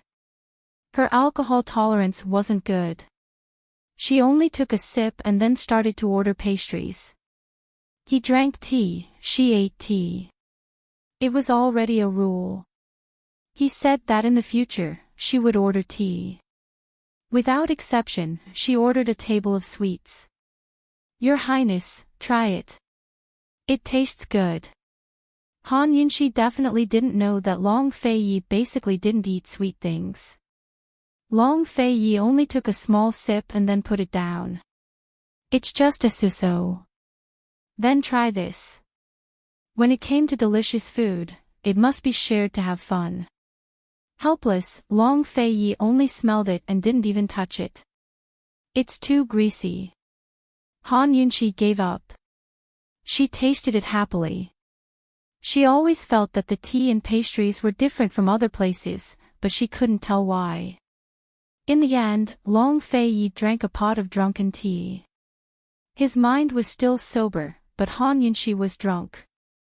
No one told her that the tea and pastries here were all added with drunken tea powder. Like tea, there was no alcohol taste, but the alcohol content was much higher than tea. Looking at the drunk Han Yunxi lying on the table, Long Fei Yi's mouth curved into a helpless smile. Sir Long, these tea and pastries are easy to get drunk. Why didn't you remind her? The servant couldn't help asking. If she likes it, let her be. She'll wake up after a nap, Long Fei Yi said mildly. After helping Han Yunxi put on a cloak, he drank his tea as if he was drinking wine, forming a world of his own. He really didn't have any ulterior motives, but simply wanted to take Han Yunxi out to relieve her boredom. Whatever she liked, he was happy to do as she wished. As long as she was happy. The servant didn't ask any more questions, but quietly waited on them. The garden was filled with spring colors, and the tea smoke rose in spirals. It was extremely cozy. Unexpectedly, the sleeping Han Yunxi suddenly started to mumble in her sleep. Your Highness. Your Highness, Long Fei Yi quickly set down his teacup, as if wanting to hear what she was saying. Without a choice, Han Yunxi only kept saying, Your Highness. Her voice was as soft as water, enough to soften one's heart. Your Highness. Your Highness. Yunxi really likes you. Long Fei Yi gave a start before he recovered his senses. He quietly looked at Han Yunxi, his eyes filled with a never-before-seen tenderness. He sat down by her side and stroked back a few strands of her hair. Her cheeks were pink, her drunken beauty beautiful, and her eyebrows filled with the air of a young girl. As Long Fei stared and stared, he suddenly felt heartache for some reason. Han Yunxi, you meeting your lordship, was it right? Was it wrong? After settling Han Yunxi into a guest room in the courtyard, Long Fei Yi sat alone by the door to keep watch. He was only going out on a trip, but many things still came knocking on his door. Soon enough, a guard came to report. Your Highness, Northern Li's imperial clan has sent a letter to His Majesty, reprimanding General Bailey for sending troops to besiege June Xia for no reason. They're threatening His Majesty to either release him or prepare for war. His Majesty is urgently summoning General Bailey back to the capital. Emperor Tianhui was smart enough to only summon General Bailey instead of making a move against Long Fei Yi. Long Fei Yi had long predicted this, but he didn't understand what part of June Xia had caught the emperor's eye. Even his collusion with Duanmu Yao hadn't shaken June Xia's position in the emperor's heart at all. Your Highness, General Bailey is waiting for your news. The guard was still anxious. Long Fei Yi only replied, when a general is in a foreign land, he won't obey military orders. Your Highness, actually, many of Long Fei Yi's subordinates disapproved of Long Fei Yi's decision to send troops to besiege Fishery Island. After all, it affected the relationship between the two nations on a personal level. Tianing country's strength was waning and its court was unstable. If they started a war with Northern Li now, it'd be disadvantageous to either side. When did you learn to waste words? Long Fei Yi said coldly. This subordinate obeys. The guard didn't dare say more, but left immediately. By the time Han Yunxi woke up, they'd already returned to Jiangnan's plum blossom garden. She was speechless when she realized how she'd gotten drunk. Long Fei Yi was a very bad man. She'd hardly left the room when the little guard Su Donglin told her about the Northern Dynasty's emperor's warning Emperor Tianhui.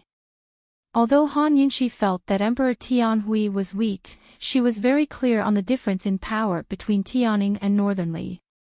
She pushed open the door to the study and said, "Your Highness, Tianhui can accuse you of mutiny. Moreover, you'll be a criminal as soon as war breaks out." Long Fei Yi casually hid away the annals of the 7 noble families and asked, "How about we make a bet?" "Bet on what?" Han Yunxi didn't understand. "Bet that Northernly won't dare to start a war," Long Fei Yi said, before adding, "Never." Han Yunxi was alarmed. Long Fei Yi might have spoken casually, but she knew he wasn't the type to speak empty words. Northernly was the strongest country in Cloud Realm continent. Where did Long Fei Yi get his confidence from? And forever at that. Just what kind of trap was this guy planning?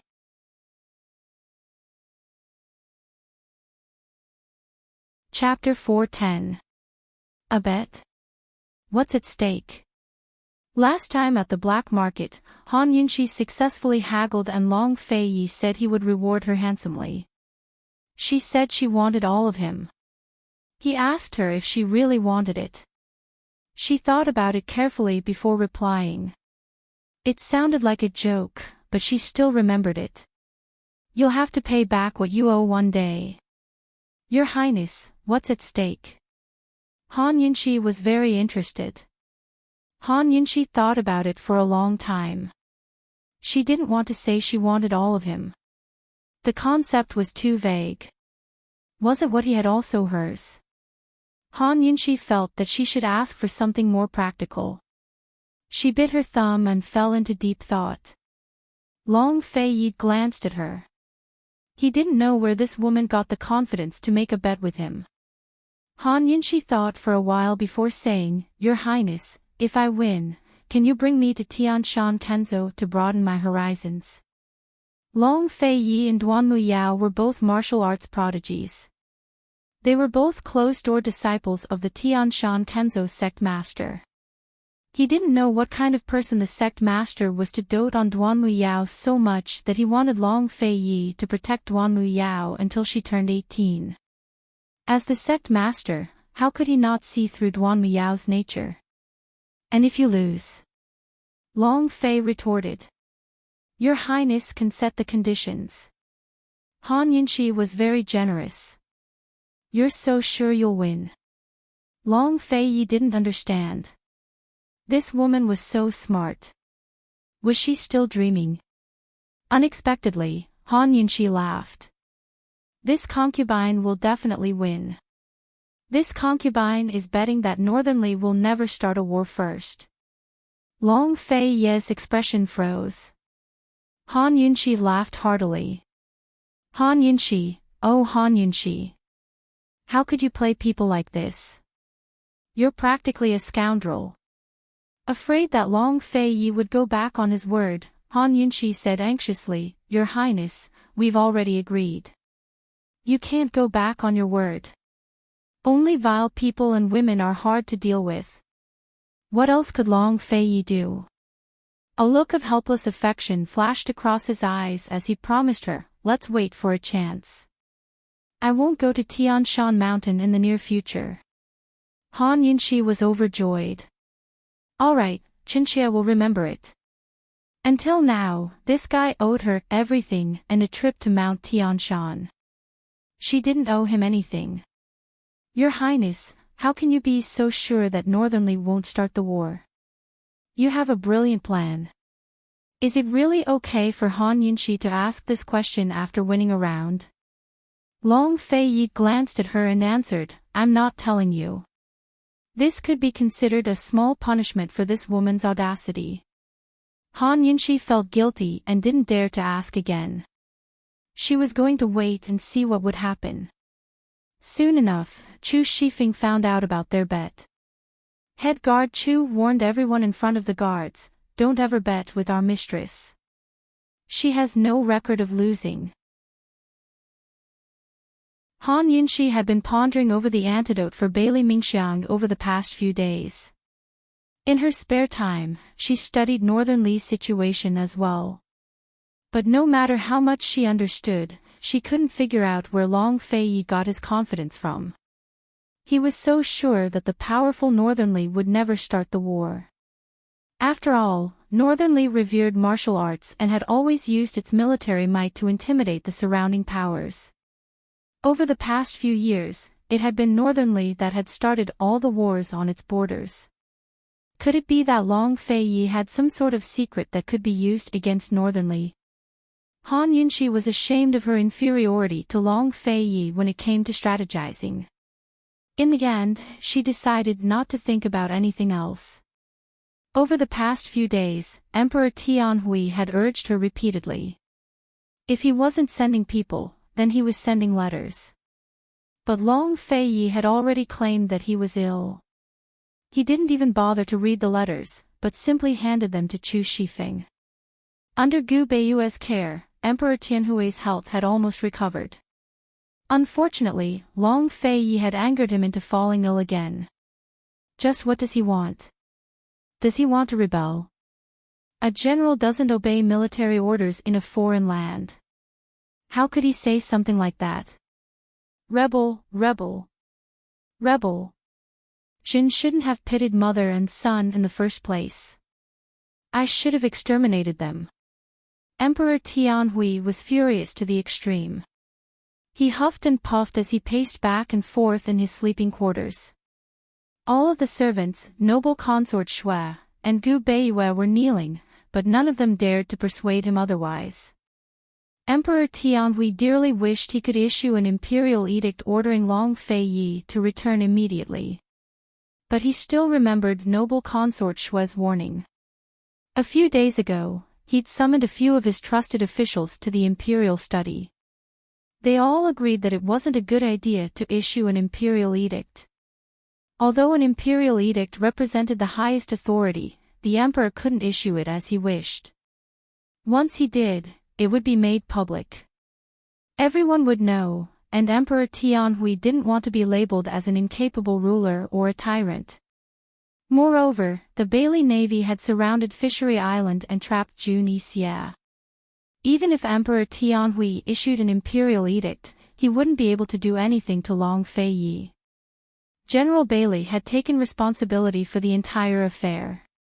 Although Long Fei had said, a general doesn't obey military orders in a foreign land, it was General Bailey who told Emperor Tianhui about it. Long Fei had only briefly explained that he'd sent the navy to transport the fish, but didn't know anything else. Emperor Tianhui didn't know what to do with him. Aside from that, this was a good chance to strip General Bailey of his military power. Unfortunately, he couldn't do that at this critical juncture. First of all, Northern Li was pressing them too hard. Once war broke out, Tianning would suffer from a severe famine last year. Their national coffers would be in dire straits, and it'd be impossible to prepare for a major war in the short term. Secondly, Long Fei and General Bailey would be forced into a corner. Judging from their current attitudes, it'd only take a single thought for them to rebel and usurp the throne. As Emperor Tianhui mused and mused, his anger gradually turned into melancholy. He didn't know why he'd been so foolish over the past few years. Unknowingly, he'd allowed the Duke of Qin's power to grow so much. He'd been on guard against him for so many years, but in the end, he couldn't stop him. Although he and the Empress Dowager both claimed that they were merciful enough to spare Grand Concubine Yi and her son, they knew the truth better than anyone else. The late emperors doting on Grand Concubine Yi and Long Fei's death exemption medallion were the key to saving their lives. There was no way to urge the Duke of Qin to return, nor could he issue an imperial edict. In the end, Emperor Tianhui went to find Empress Dowager Li, Muhu. There's news from Northern Li's side. They say that the incident at Fishery Island had something to do with Han Yunxi. Han Yunxi still has the gecko cinnabar mark on her arm, Emperor Tianhui said in a low voice. The news hadn't been publicized yet. Jun Yixia and Northern Li's imperial clan wouldn't be stupid enough to ruin Jun Yixia's character just to ruin Han Yunxi's reputation. Once the news spread to both countries, Jun Yixia would be condemned by the masses. Still, Empress Dowager Li could still find out through the grapevine. She'd long heard of the news. What does His Majesty mean? Empress Dowager Li asked. Aken would like to ask Muhu to show her face. As Emperor Tianhui spoke, he drew close to Empress Dowager Li's ear and whispered for a long time. The Empress Dowager nodded again and again in agreement. A few days later, Jiangnan's Plum Blossom Garden received a secret missive from the Empress Dowager. It wasn't for Long Feiyi, but Han Yunxi. Some men's struggles were caused by women, while some men's struggles were caused by women against each other. That was because women's pillow talk was the best way to influence a man's decisions. Long Feiyi and Han Yunxi had just woken up and were drinking afternoon tea when Chu Shifeng handed over the missive. For me. Han Yunxi was surprised. She glanced at Long Feiyi before quickly opening the letter. The contents were lengthy and voluminous. Han Yunxi skimmed through the contents before breaking into a cold smile. Empress Dowager Li used all sorts of persuasive words and analyzed the pros and cons, but all she said was, if Long Feiyi and Han Yunxi returned to the capital and had the Bailey Navy withdraw, then she wouldn't pursue the matter of the chastity mark. She was also willing to intercede for General Bailey's unauthorized deployment of troops and guarantee that the emperor wouldn't pursue the matter. Using both grace and severity to give the emperor enough face. Han Yunxi handed the missive to Long Feiyi, who didn't even read it before handing it to Chu Shifeng. Your Highness, how should we reply? Chu Shifeng asked modestly. This is a secret missive for Wang Fei. Wang Fei, do as you see fit, Long Feiyi intoned. Han Yunxi didn't think much of it, but simply told Chu Shifeng, just reply the same way you did before. Empress Dowager Li's missive seemed like a show of grace, but it was actually a threat. Leaving aside Long Feiyi, even Han Yunxi herself wasn't someone anyone could threaten. In the end, Chu Shifeng still shot the Duke of Qin a questioning look, but His Highness Duke of Qin didn't reply. His mistress is getting more and more capable of making decisions, Chu Shifeng mused. Just like that, Emperor Tianhui's coercion failed again. Northern Li's imperial clan was pressing him hard. There were even rumors that the Northern Dynasty's emperors were already preparing to send troops to the three-way battlefield. Emperor Tianhui feared Northern Li's armored cavalry more than anything else in his life. He kept sending letters to Western Zhou's emperor to ask for reinforcements while sending the crown prince to invite Long Feiyi back to the capital to discuss military matters. Yes, it was an invitation. He couldn't rush or force him, so he could only invite him back. The Duke of Qin really put on airs. Empress Dowager Li's missive even demanded that the Bailey Navy withdraw its troops. A few days later, Emperor Tianhui relented and said he wanted to discuss matters instead of asking them to withdraw. It was clear to see how anxious he was. Long Tianma invited Mu Qingguo along as well, and the two of them whipped their horses into a gallop. 6 steeds were left paralyzed as they reached Jiangnan's Plum Blossom Gardens in the shortest time possible. One was the heir apparent, the other the young general. Naturally, the Duke of Qin would receive them, but he received them in bed. March in Jiangnan was a scene of white apricots, red peach blossoms, and green willow trees. The plum blossoms in Jiangnan's Plum Blossom Gardens had yet to fall, but were still dancing in the air. Compared to the cherry blossoms, this place lacked the romantic sweetness and had more of a desolate pride. Within the tea house, Long Feiyi was lying on a tatami mat, his face cold and indifferent as always. It was as if nothing in the world could attract his attention or warm his heart. Long Tianma and Mu Qingguo were kneeling in front of him. They'd already asked about his condition and given him some nourishing medicines. Currently, they were lost in thought. Although the Duke of Qin was only a few years older than them, Long Tianma and Mu Qingwu still held him in awe and reverence. If possible, neither of them wanted to make an enemy out of the Duke of Qin. Mu Qingwu secretly tugged at Long Tianma's sleeve. Long Tianma was about to get down to business when Han Yunxi suddenly appeared. Note to the readers, update a chapter first, then continue writing. Group 1 and 2 are full. Group 3 is 3997511923. You're tuning into the Dreamy Chapters YouTube channel. We're so grateful for your support, and don't forget to subscribe to join us on this incredible journey through captivating stories. Your generosity through donations truly makes a world of difference, as it's the primary source of revenue that allows me to expand and enhance this channel for you. Thank you from the bottom of my heart for being a part of this adventure.